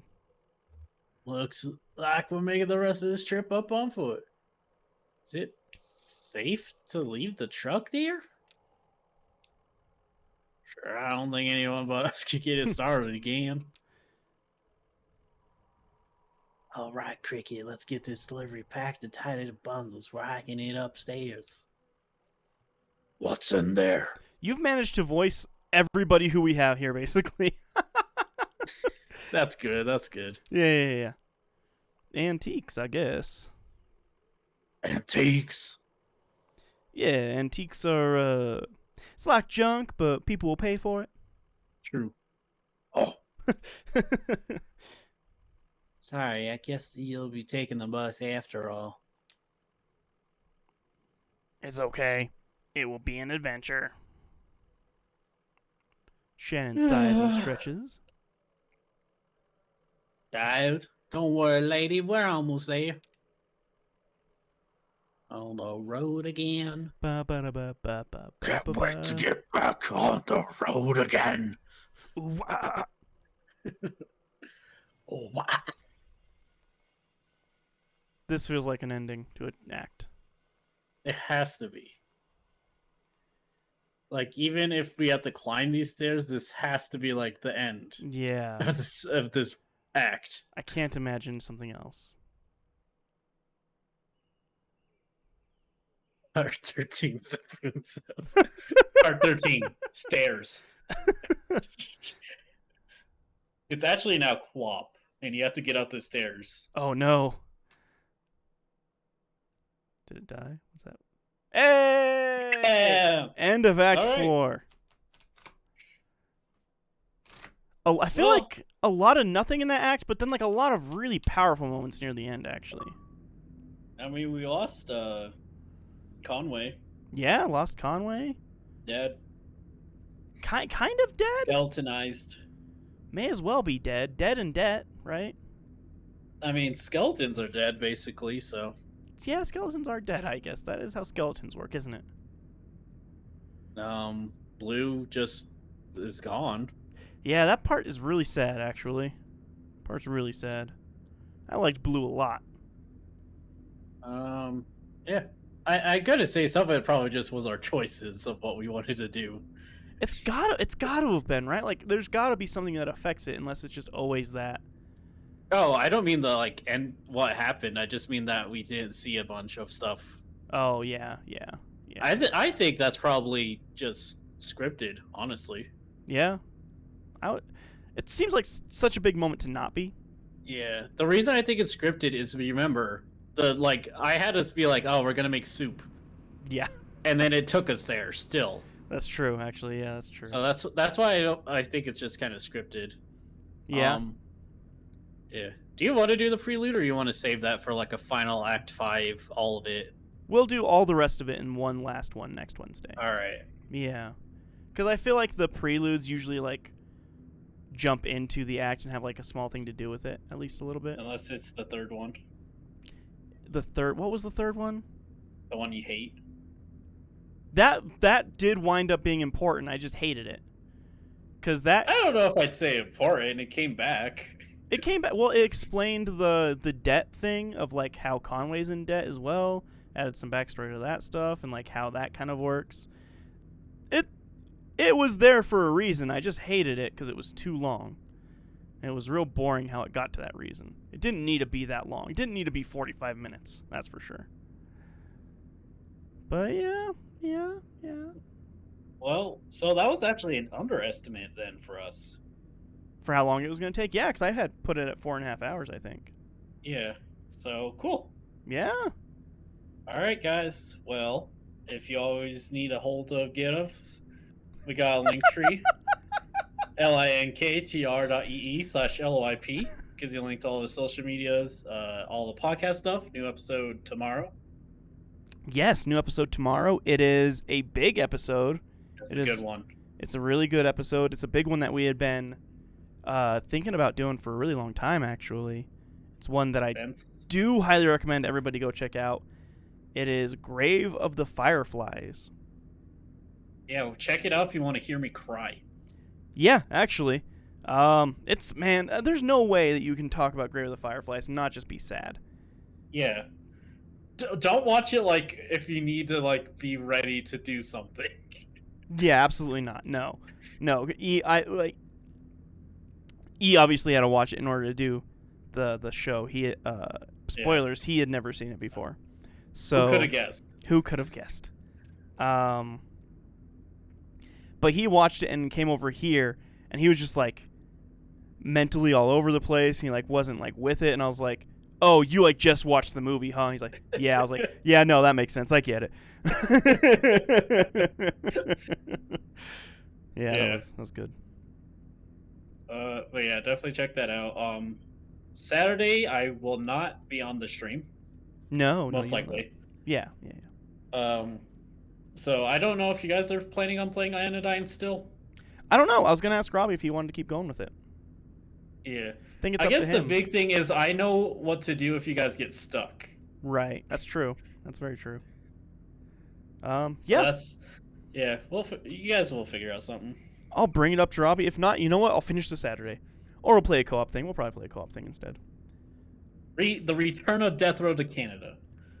Maybe, man. That was fun. We had a really good run. We had like an hour and a half great. run. It was awesome. All right. But yeah, so everyone look forward to whatever the heck they do on Saturday. Yeah. I'll be back the next time. Yeah, and you'll be here next Wednesday too, right? Yeah. Yeah, so you'll be here for the ending of this bad boy. And then after that, have another special thing with a guest star of the show. That'll be fun, I hope. I don't know how that's going to work yet still. I've actually not done the work to figure out how that's going to function. So trying to figure stuff out beforehand. Yeah, it's unheard of. All right. Well, everybody have a great night. Zafoon, Sam, anybody watching the archives there. Have a great one. It's great having you guys around as always. E, thank you so much for joining me. Yeah. And making it to where we both kill our voices just a little bit instead of all the way. That was all right. My Batman voice turned into like 3 different characters. Yeah. It was Walter White for a bit. It turned into like Bubs and Strong Bad. I'm guessing I won't remember Clara. I eventually got like a voice down for Clara kind of at the end there. I don't think you did, because you kept getting influenced by whatever voice I talked to you with. Yeah, well, I don't know what Clara is, okay? Literally the voice that kept popping in my head is the office person from Monsters Inc. Mike Wazowski. Yeah, that's the voice that kept popping into my head. So I was like, I'm gonna go for that, I guess. You never hit that, I'm gonna say. Yeah, well, I'm not a voice actor, am I? All right, everybody out there, have a good night, have a great week. Check out all our stuff. Yeah. We'll be back again very soon. Be safe out there. Bye.